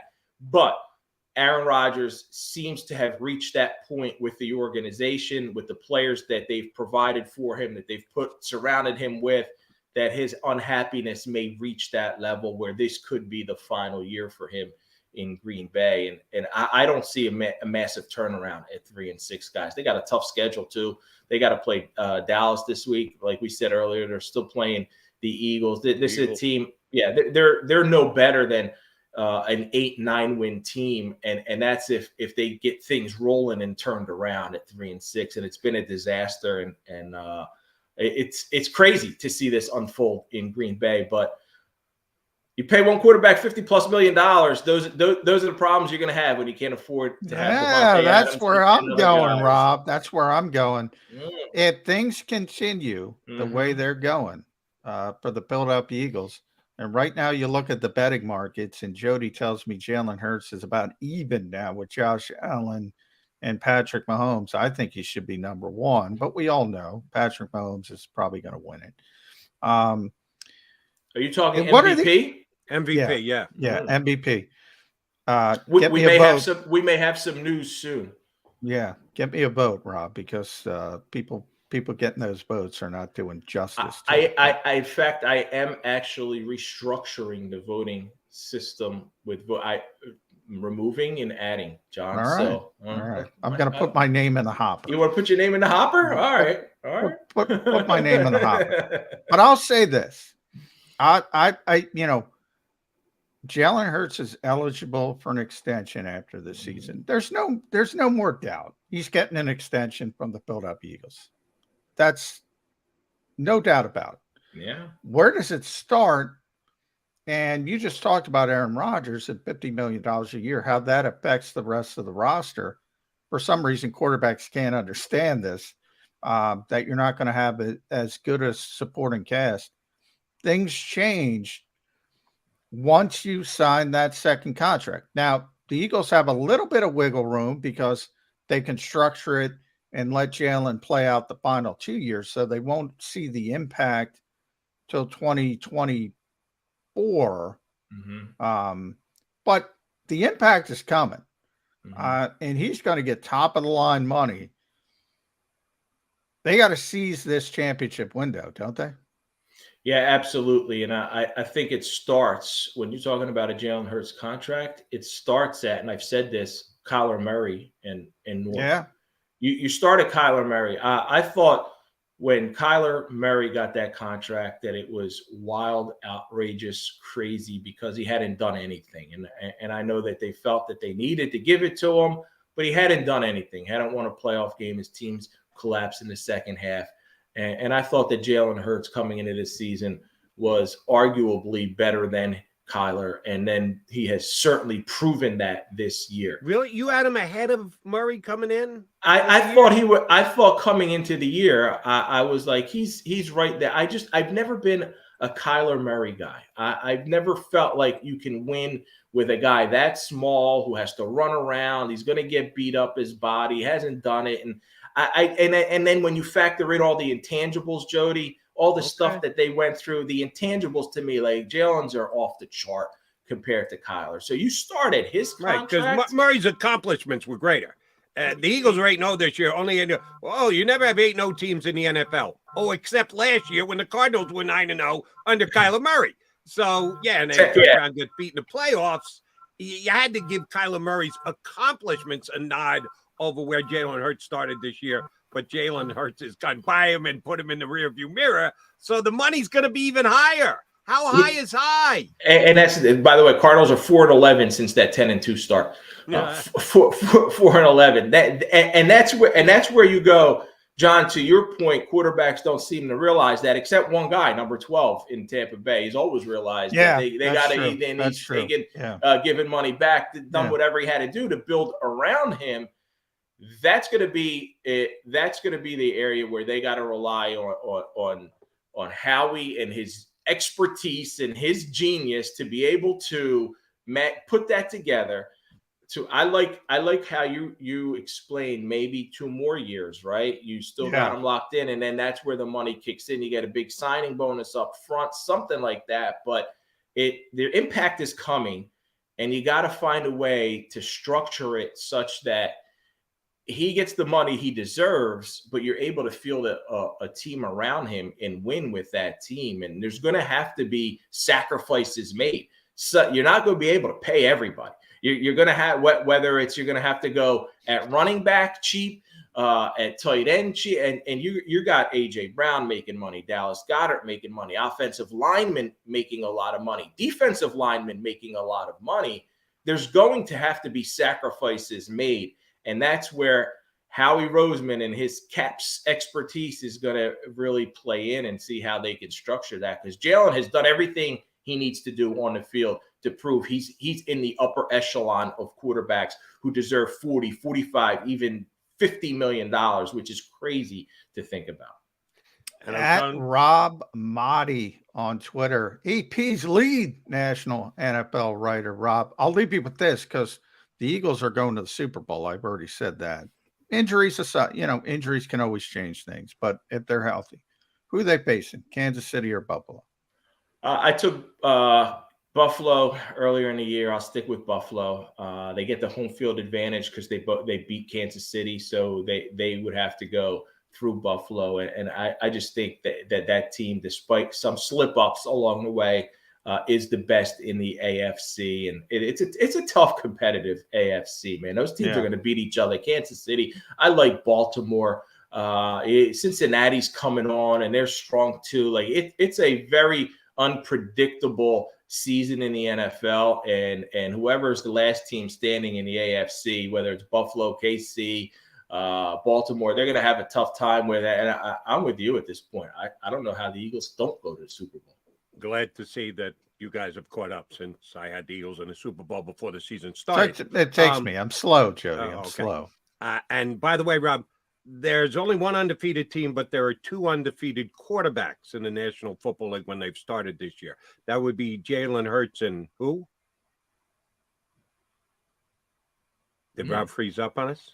Taylor Heineke was undefeated until yesterday. Yeah, no longer undefeated. No longer undefeated. Who's the other undefeated quarterback? Tua Tagovailoa. That would be Tua Tagovailoa, who you never got around to mentioning when you were going through all those AFC teams. MVP status right there. Top three maybe right now. You look at. I'm going Tyreek Hill as their MVP before Tua. Nothing against Tua, but Tyreek Hill is. When you take Jalen Hurts over AJ Brown. Yes. Okay. I would see those two couplings as very similar. Philadelphia and I love AJ. Everyone knows how much I love AJ, but Tyreek Hill, man. Oof. Yeah, but I mean, who's having a bigger impact on their team this year? Tyreek Hill on the Dolphins or AJ Brown on the Eagles? Man, well, I think the Eagles are better, but I think Tyreek Hill is the most devastating, dominant home run hitter in football. But the Eagles are 8-0, so you got to. I would argue that AJ's had a bigger impact because that's what I mean. Yeah, he's had a bigger impact because it's a better team who's undefeated.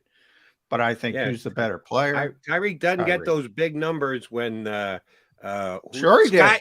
Skylar Thompson is in the game. Sure he did. He was making big plays with Skylar Thompson. Look it up. How many touchdowns does Tyreek have this year? He's over 1,100 yards already. A lot of yards. Yeah. I think he's got 2 touchdowns. And again, Darius Slay, who's top 5 cornerback in this league, got one look at him in practice and said, I'm going to take the day off. Oh, my ankle. let me get a couple more hours off.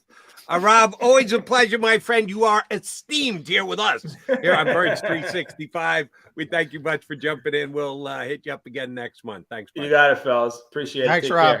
Catch him at AssociatedPress.com. Rob Motti here with us on Birds 365. I got to get that MVP vote. I got to lobby Rob.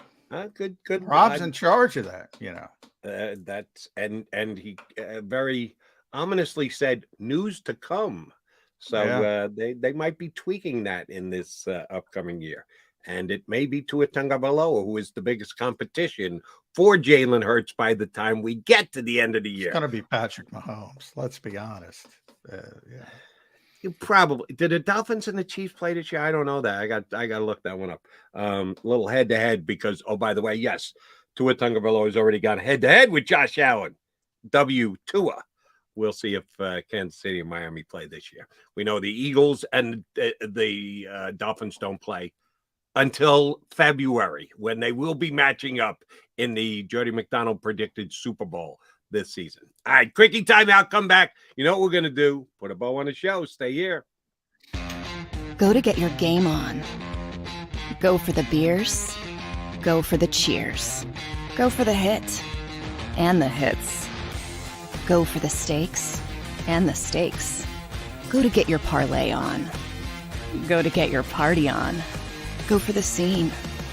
Go for the screens. Go for the gallery. Go for the win. Go to Ocean. Visit theoceanac.com to plan your visit. Since 1977 at Rafferty Subaru, we have always been about our customers and the community. Early on, a safe and durable option, we've evolved to become the best overall brand according to Kelley Blue Book. Over the last 14 years, we've donated thousands of dollars through the Subaru Share the Love event and found homes for hundreds of pets. The Rafferty family is proud of our 45 years in business. This month, celebrate our anniversary with special financing on select models. Visit us and see why.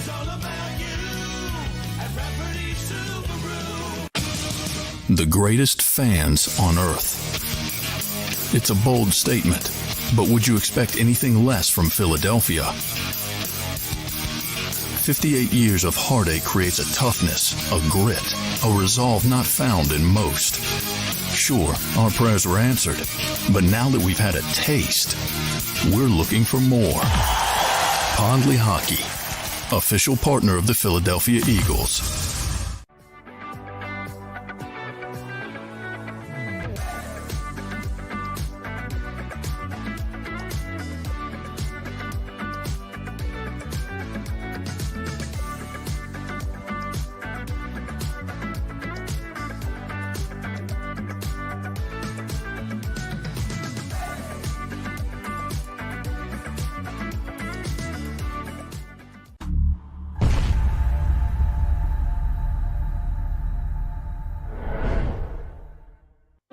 Welcome to Pond Lehocky. We've helped over 100,000 injured and disabled workers obtain benefits, as well as some of the biggest settlements in the state. If you've been injured at work, give Pond Lehocky a call.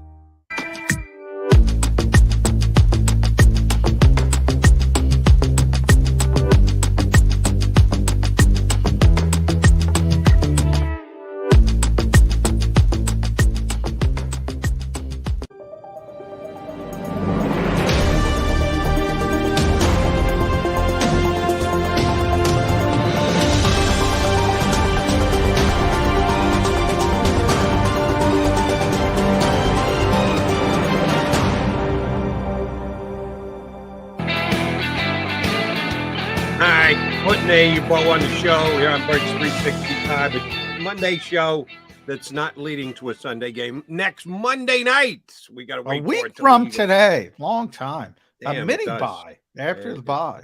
And we'll see if the Eagles are benefiting from it, which you should be able to tell us, except I'm betting you can't. What's the Eagles' schedule look like this week? We know they don't play till Monday against what? How are they getting prepped for this all-important Commander Showdown next Monday? I think it's quaint that you think I have the schedule at this point. Yeah, come on. I said that with tongue firmly, not partially, firmly implanted in cheek. I knew full well you don't have that. Do you even have the schedule for today? No, they're not doing anything today. Nothing today. Well, the players are there. They're lifting and doing some stuff, but no media availability. I believe we're going to get the coordinators on Tuesday, but we'll see how that shakes out tomorrow. And then it'll be like a regular week, but pushed back one day. So Thursday becomes Wednesday, the big day. Friday is a Thursday, and Saturday is a Friday, because it's a Monday night game. So they just push everything back. I think you turned all of those around. Did you mean Wednesday becomes Thursday? No, Thursday becomes a Wednesday. So Thursday is the big practice of the week, the biggest practice of the week. Friday is the typical Thursday practice, and Saturday is the typical Friday practice for a Sunday game. So when's walkthrough Wednesday? Walkthrough Wednesday would be on a Thursday. Thursday? But what do you call walkthrough on Thursday other than walkthrough Thursday? I think they're going to practice on Thursday. You think so? Full-blooded practice? Think that's my prediction. Pads, hitting? Well, no. Come on. Nobody hits, but no shot, no chance. They're going to practice like a real practice on Thursday. Yeah, we'll see about that. All right, partner, we'll scrub up a couple of guests for tomorrow. I'm going to be back here in 22 hours with a good 2 hours today, at least my opinion. You up for it again tomorrow? Let's do it. We will be back, Mac and Mac, in 2 and 2. You've been listening to Birds 365. the destination for the passionate Eagles football fan who bleeds green. If it's Eagles football, we're talking about it. Debate, inside the locker room, and guests that are some of the greatest football minds from around the region. We hope you enjoyed the show. We know we had a blast. Make sure to like, comment, and subscribe, and we'll be back soon. But in the meantime, hook up with us on social media at JAKIB Sports. See you next time on Birds 365.